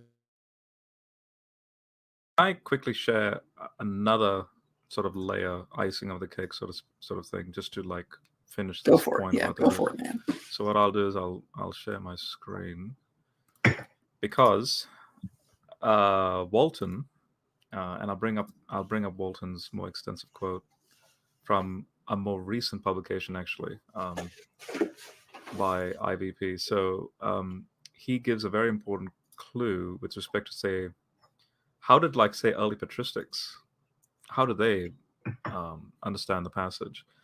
And curiously enough, it's not just this quote-unquote rib thing that's in discussion. It's more so the context of even the word sleep. Because if tardima or ecstasis is if you're thinking of it as like literal sleep, then why do the patristics immediately jump on that and realize? So, for example, here are some quotes, just very quickly. So, Ephraim the Syrian, it is likely that Adam saw in his dream what was done to him as if he were awake. Right. Augustine, hence we are justified in concluding that the ecstasy, hence, ecstasis, in which Adam was caught up when God cast him into a sleep, was given to him so that his mind in that state might participate with the host of angels, and entering into the sanctuary of God, understand what was finally to come. And then he speaks about how when he awoke, he was like one filled with the spirit of prophecy and blah, blah, blah, blah, blah. So then to come down to the end of his quote, he says, from this we should understand, therefore, that because of the ecstasy that Adam had just experienced, he was able to say this as a quote-unquote prophet under divine guidance. Tertullian says, speaking about the soul and, the soul disdains and idleness that is alien to its nature and blah, blah. This power we call ecstasy. And then he goes, thus in the beginning, sleep was preceded by ecstasy, as we read. God sent an... Notice how he translates the Genesis account. God sent an ecstasy upon Adam, and he slept. Slept brought rest to the body, but ecstasy came over the soul and prevented it from resting. And from that time, this combination constitutes a natural, normal form of the dream. So in other words, here are church father or the patristics understanding that there's a sort of a mental participation with respect to this. In other words, what defines a prophet? This vision, it's a visual, and what I like to this is sort of my subjective opinion on this. It's sort of like a teaching, as Walton will come up now. If it is to do with the side, then it's a vision to declare, a teaching tool to declare being directly divided in half. One side is man, one side is woman, and then joining them you become one flesh. It's not like this little rib that comes out and, oh, look, she's flesh of my flesh and bone of my bone. Like, that makes no sense if you remove the context of the sleep part of it, which is to do with a so-called prophetic vision with respect to as a teaching tool to say. You guys didn't ask me to stop. I had to, because I'm not trying to be funny, but that is like, a Jew could literally go, well, what's the Mishnah or the Talmud say? Let's find out what that says about this so that we know what it exactly means. And you guys are trying to go, no, we're not looking at like commentaries from 1,000 years later, or probably close to 1,000 years after the literature is being produced, to interpret and understand the meaning of this way back here. It's through a Christian lens is the point. It's not obvious. It's not just that, I would say. It's like, if you've ever read like the biblical interpretation of in particular the Western fathers. Oh my God. There's some wild stuff in there. So the Western fathers were prone, they were absolutely committed to this idea of analogy and of levels of meaning, where, you know, every single text, every single word in the Bible had layers and layers and layers of meaning, right? Like this was part of the, it's honestly, like, it's a lot of fun because it's extremely creative. But it's, I mean, it's very, very strained most of the time. So, and of course, like, what are they doing? They're mining the text, looking for nuggets, right? They're looking for information. They're looking for Jesus. They're looking for Jesus. So is it any wonder that they're going to stumble on a word like teradama, which means a deep sleep? Really, really rare word. Yeah. It's only 7 times used in the Hebrew Bible. Is it any wonder they're going to stumble on this word and go, oh, well, this has to do with the woo and the prophecy and the visions and because legitimately there are cases in the text where, like in I think it's used in Genesis chapter 15 to describe the deep sleep that Abraham falls into when he has it's when Yahweh makes the covenant with him with the cauldron passing between the animal parts, right? And Job uses it to describe visionary experiences. People, you know, men fall under these, they fall into these terama, into this deep sleep and experience visions. So yeah, I mean, there's this aspect of this word that's used elsewhere, but there's also, you know, it's also there's places where it's kind of benign, like in the book of Proverbs. It just talks about it uses the word to describe like lethargy.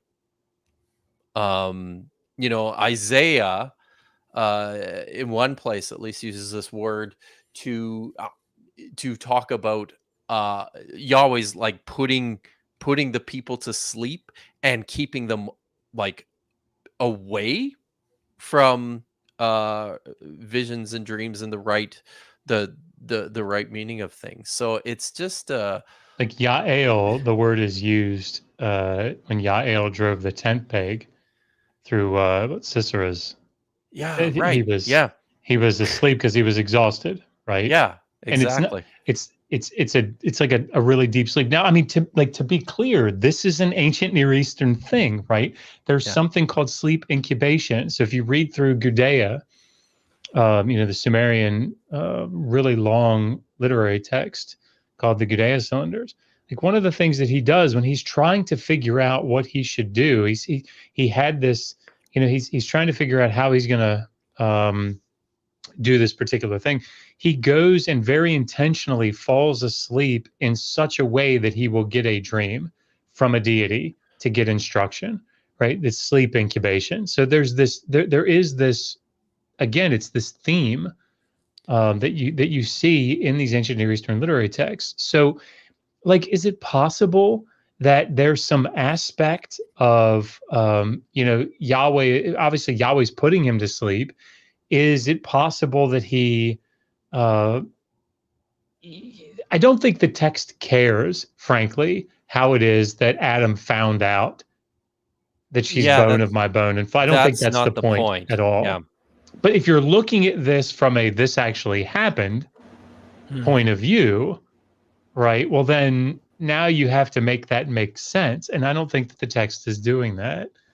But these types of things that we're talking about here, this is the struggle that you have to go through. And I think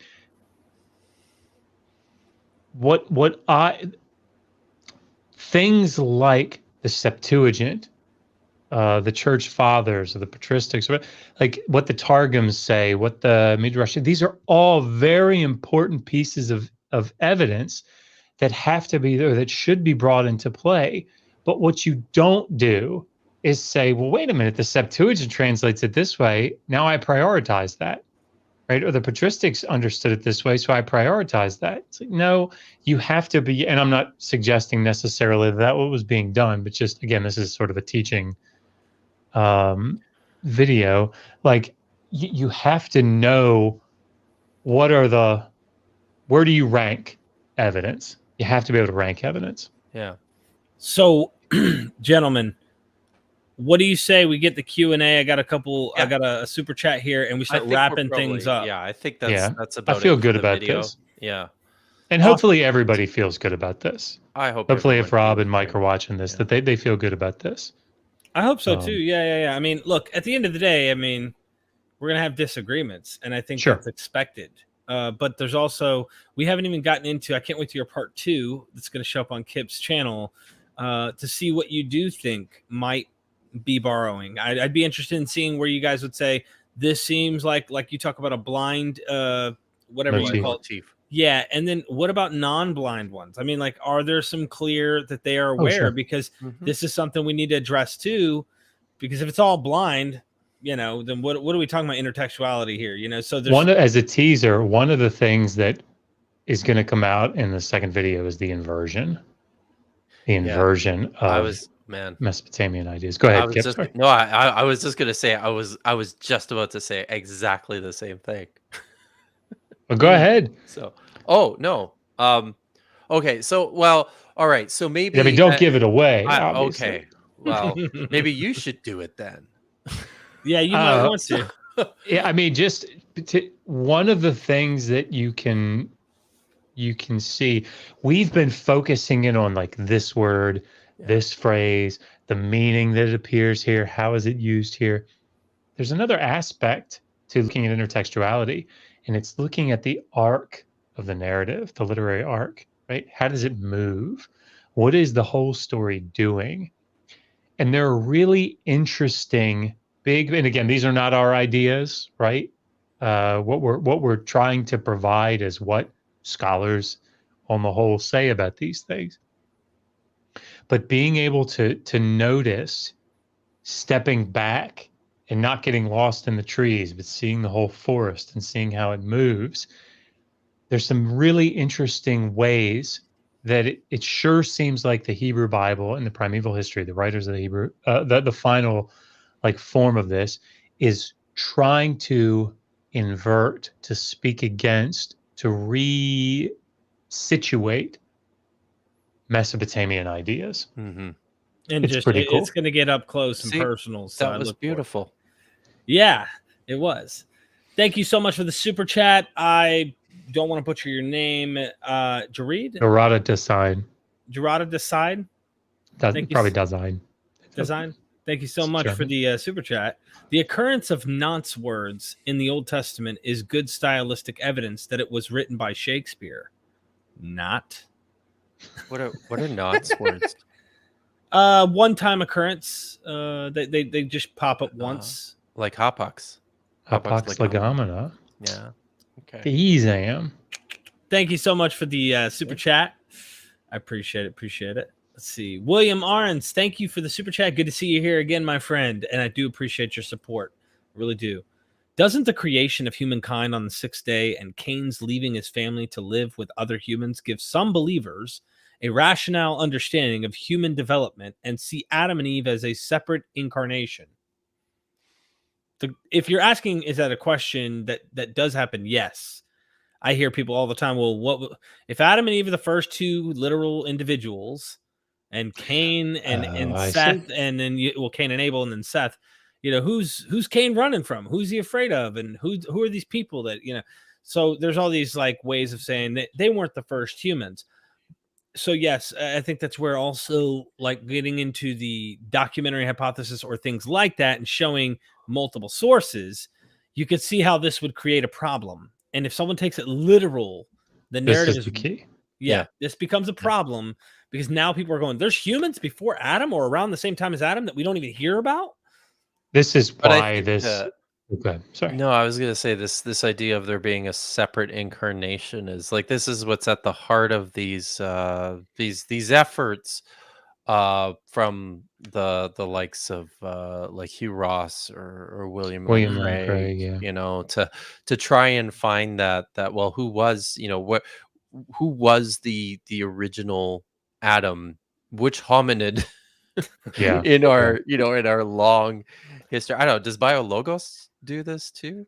I but, mean, I like, would imagine.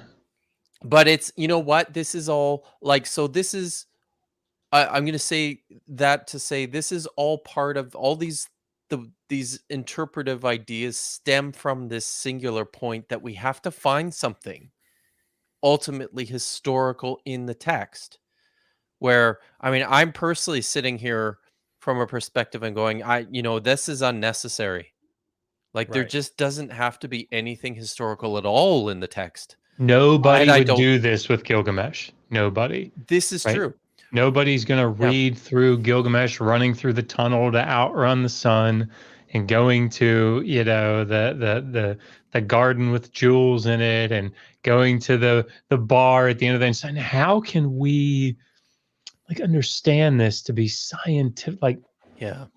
nobody does it, but it's because that text is held very differently from a, you know, from a religious standpoint. The 21st. faith commitments aren't there Yeah, anymore. that's right. So Interesting. let's go on. William, great question, actually, because this is a current issue we constantly see come up. So I really do appreciate your super chat. I hope we addressed your question there. Leaving his family, live with other human rationale, understanding of human development, see Adam and Eve as separate incarnation. Yeah, I think that's in the vein of that. Thank you so much for that. Constellation Pegasus is back. Hate to be off topic, but can Dr. Josh write a separate book that picks apart the Book of Daniel and the Siege of Tyre, hard copies better than videos? Is that He's asking if you could write a book. That's a on book that. request. Are you taking requests? Yeah. I mean, just I'm assuming Constellation Pegasus knows that I have 2 very lengthy chapters in. I mean, he must, because like everybody's got the book, Yeah. right? Like I have 2 And very if you lengthy don't, I mean, what are you chapters. doing? You gotta What go are you buy the doing? book. One is on the Book of Daniel, and one is on the Siege of Tyre. So yeah, So But it does go into He this. just and wants to give you some more money, Josh. I appreciate that. yeah, Hey, appreciate, you know. well, I think Constellation Pegasus is actually trying to do a plug for Ah, the Oh, book. there we go. Yeah. That's what he's doing. He's looking out Nice. for his boys. we Appreciate have it. the Appreciate coolest it. audience. Yeah, seriously. Thank you, Constellation. And I do appreciate everybody who goes and gets the books. Your name, when you buy the book, goes into a metaphysical book. It is the Josh Book of Life, and your name is in it. It cannot be removed. You will have you will be going through Hey, heaven and all that. sorry, just speaking of Daniel, can I just say that the so the stream that I just did with Neil, the Gnostic informant, that uploaded today is all about Daniel, and I get into in that stream some of the Dead Sea Scrolls evidence and what the Dead Sea Scrolls have to say to us about the composition of the Book of Daniel and the sources behind the Book of Daniel. So I think everybody should go watch it. Thank you. I'm not even gonna. I can't even remember how you pronounced it initially, Dr. Josh. But Gerade das Sein. Augustine's Hebrew was not stellar, was it? Thank you for the super chat, by the way.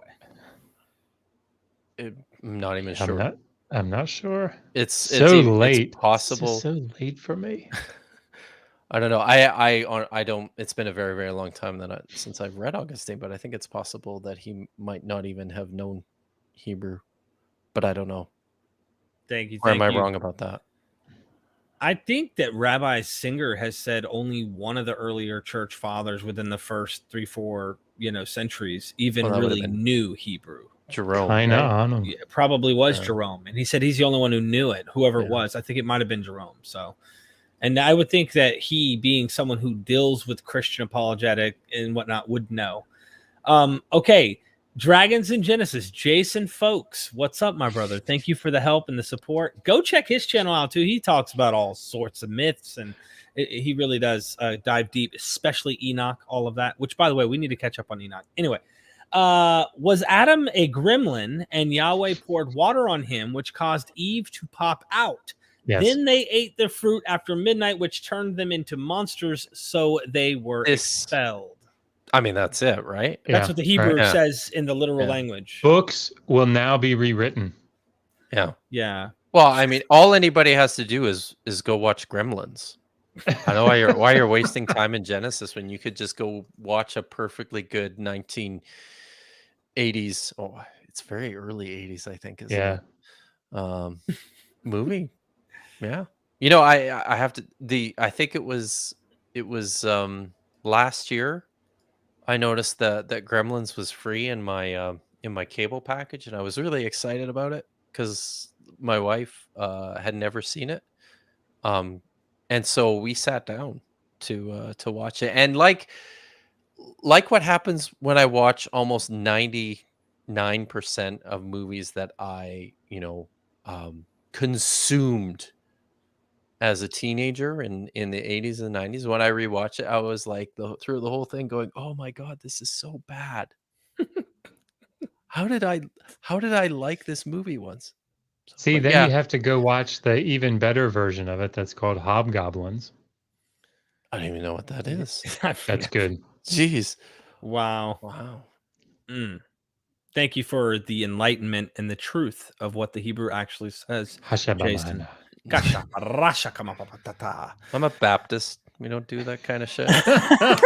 Angels are being dispatched right now. Angels are being dispatched. I'm in a deep sleep right now. I am in a deep sleep right now. Do not bother me, okay? Servant Loss, thank you so much for the super chat, my friend. Can it be that the word women or woman is a metaphor for religion? God often refers to Israel as his wife. In the book of John, you can say God put Jesus to sleep, and what came from him was his wife, the church. Can I mention this? Wow. I mentioned this to you guys before. So this is what I did as a Christian. Okay. God put Adam into a deep sleep and then created, or built, if you want to use the term, whatever. In my mind as a Christian, I was like, he created a covenant for Adam, or with Adam. And that was a woman. It was Eve. Then you have Abraham, who's put into this deep sleep.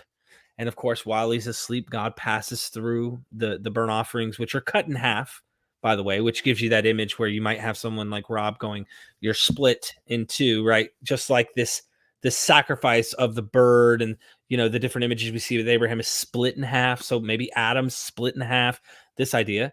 And then in that deep sleep creates a covenant with him. And then Jesus is put into a deep sleep. And some esoteric understanding of when the spear hits the side and the blood and water flow out or something like this, created the bride, the church, for Christ. I don't know. I mean, I would think in ways like that as a Christian, that's how I used to do things. So that makes sense to me. And I'm the last person anybody should ask about theology. Oh man. Thank you so much for that. But I think the question is, do you think woman is a metaphor for religion, or how would you? Why not if it isn't?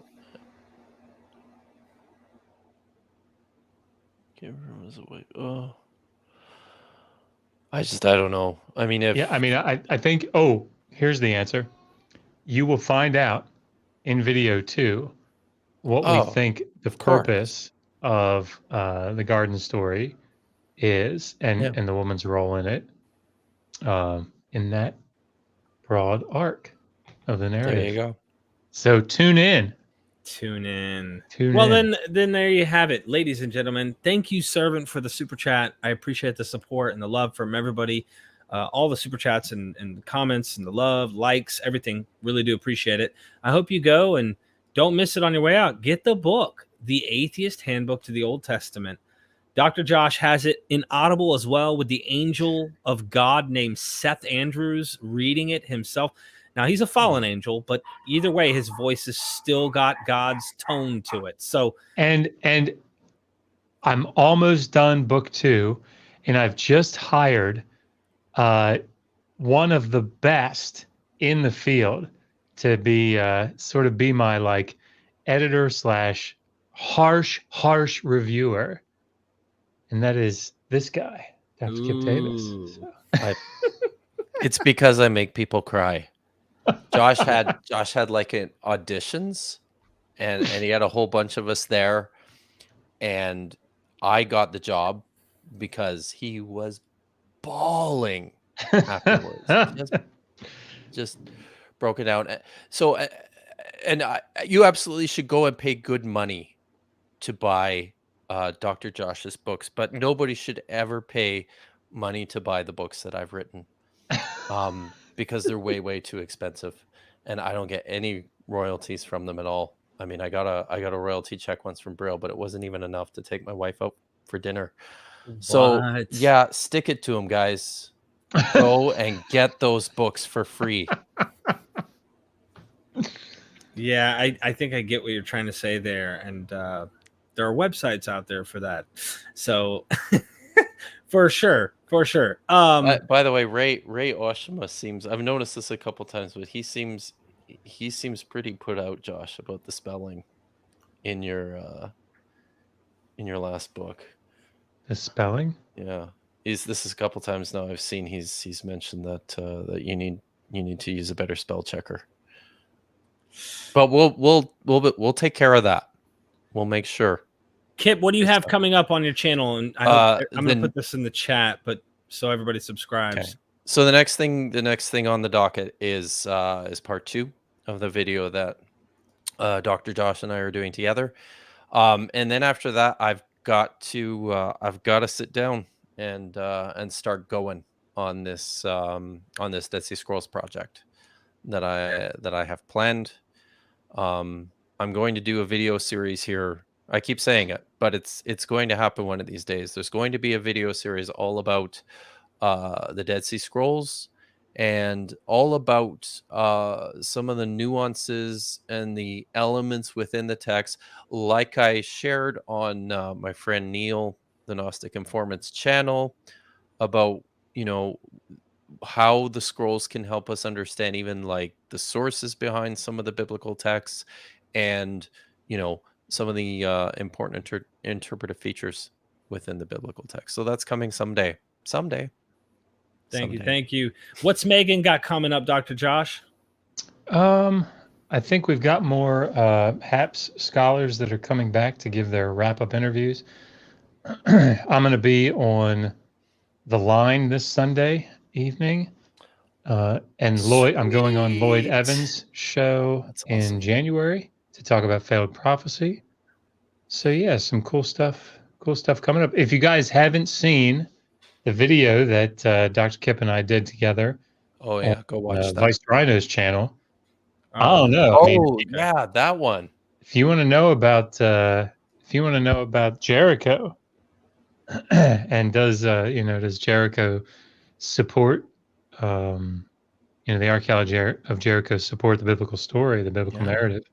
And is the University of the Holy Land a place we should be going to study archaeology? It's all in there. It's all in there. And you get to see us as cartoons. So that's the best part. Win. You can't beat it. Go get his books. Dr. Josh's books are not free. If you find them free, you're not helping support him. Dr. Kill, I kept mispronouncing your name this whole time, calling you Kip. I don't know why. But Dr. Kill here, he's a god of the dead. He in particular recommends you look for his books in PDF. He hopes that you'll go and purchase Dr. Josh's books. Spread them far and wide. Yes. But yeah, these are his on Amazon. Go get them. Myself to Enki there, but I decided that was a bad idea. Learn to read ancient Sumerian. I wanted to point out Dan Barker, before I did that interview last time, actually already had a copy of this book and was like, this is a great book. I was just like, what? This is a small world. I may have recently sent one to one Flea of the Red Hot Chili Peppers.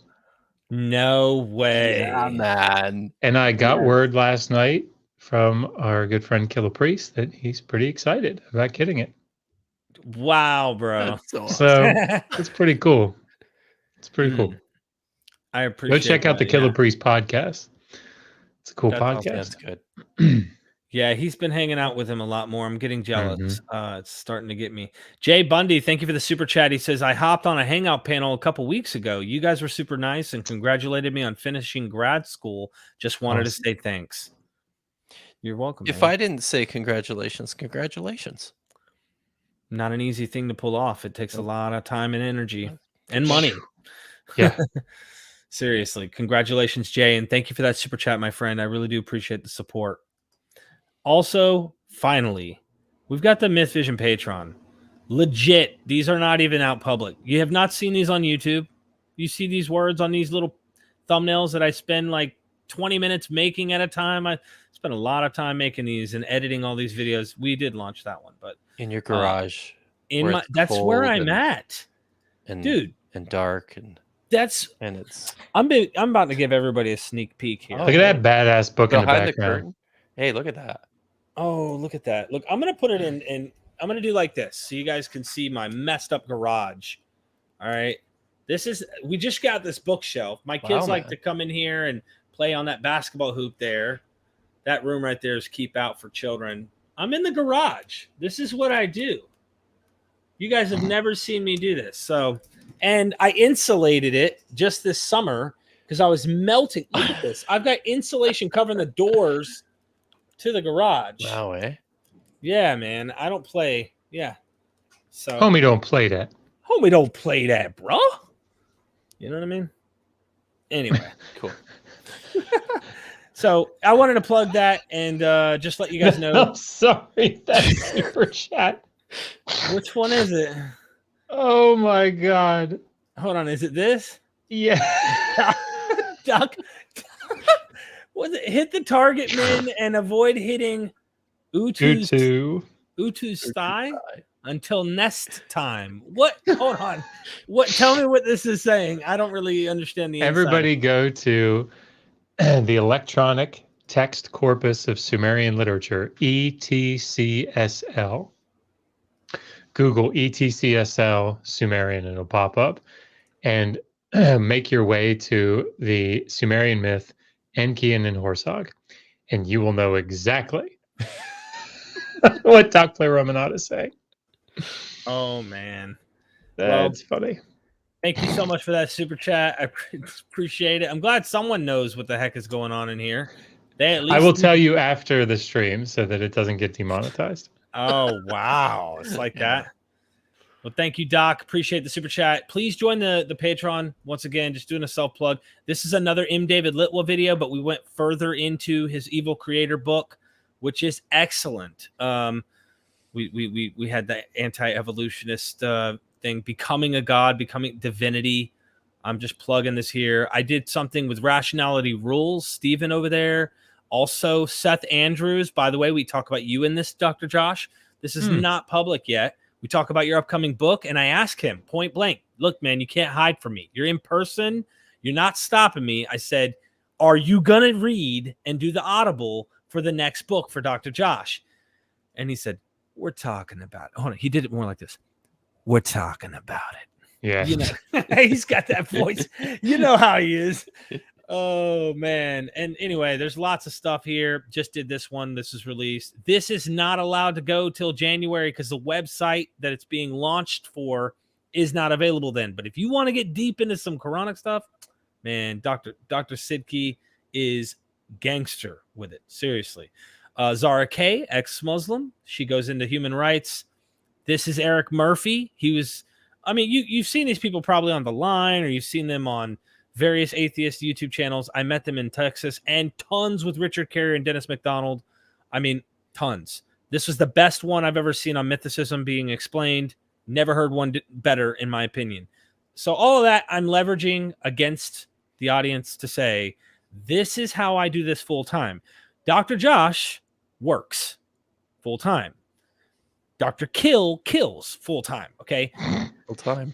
And this is my job. So like you guys supporting and joining, I'm trying to leverage and find ways to make that useful. You have questions, I ask the scholars. I even drive to Maryland once in a blue moon and get to stay at Dr. Josh's house, and I harass him. He's tired. It is nighttime. You can tell in the videos. Oliver's little peckers flinging from one wall to the next, and I'm sitting here trying to keep it off camera. I mean, let me tell you something. It's a tough job what I have, but I'm asking your questions and we get to record them and they go on record. And it's not just him, it's Dr. Price, it's all of that. Join the team, become part of the family. Did I selfishly plug myself enough here to get people to try and help the channel? And I don't know. I really do appreciate it. Time I will hope tell. so. We'll see. Yeah. Thank you, gentlemen. Any final words? No. No, this is good. Yeah. Thank you, Thanks, ladies Derek. and gentlemen. Go Thank you very support much. them. Get the books. Until next time, let's do more on this. Let's talk more. Yeah. Maybe we'll have Michael Jones join us next time. That'd be That'd be great. awesome. Yeah. Yeah. Awesome. Good night, family. And we are We are MythVision. MythVision.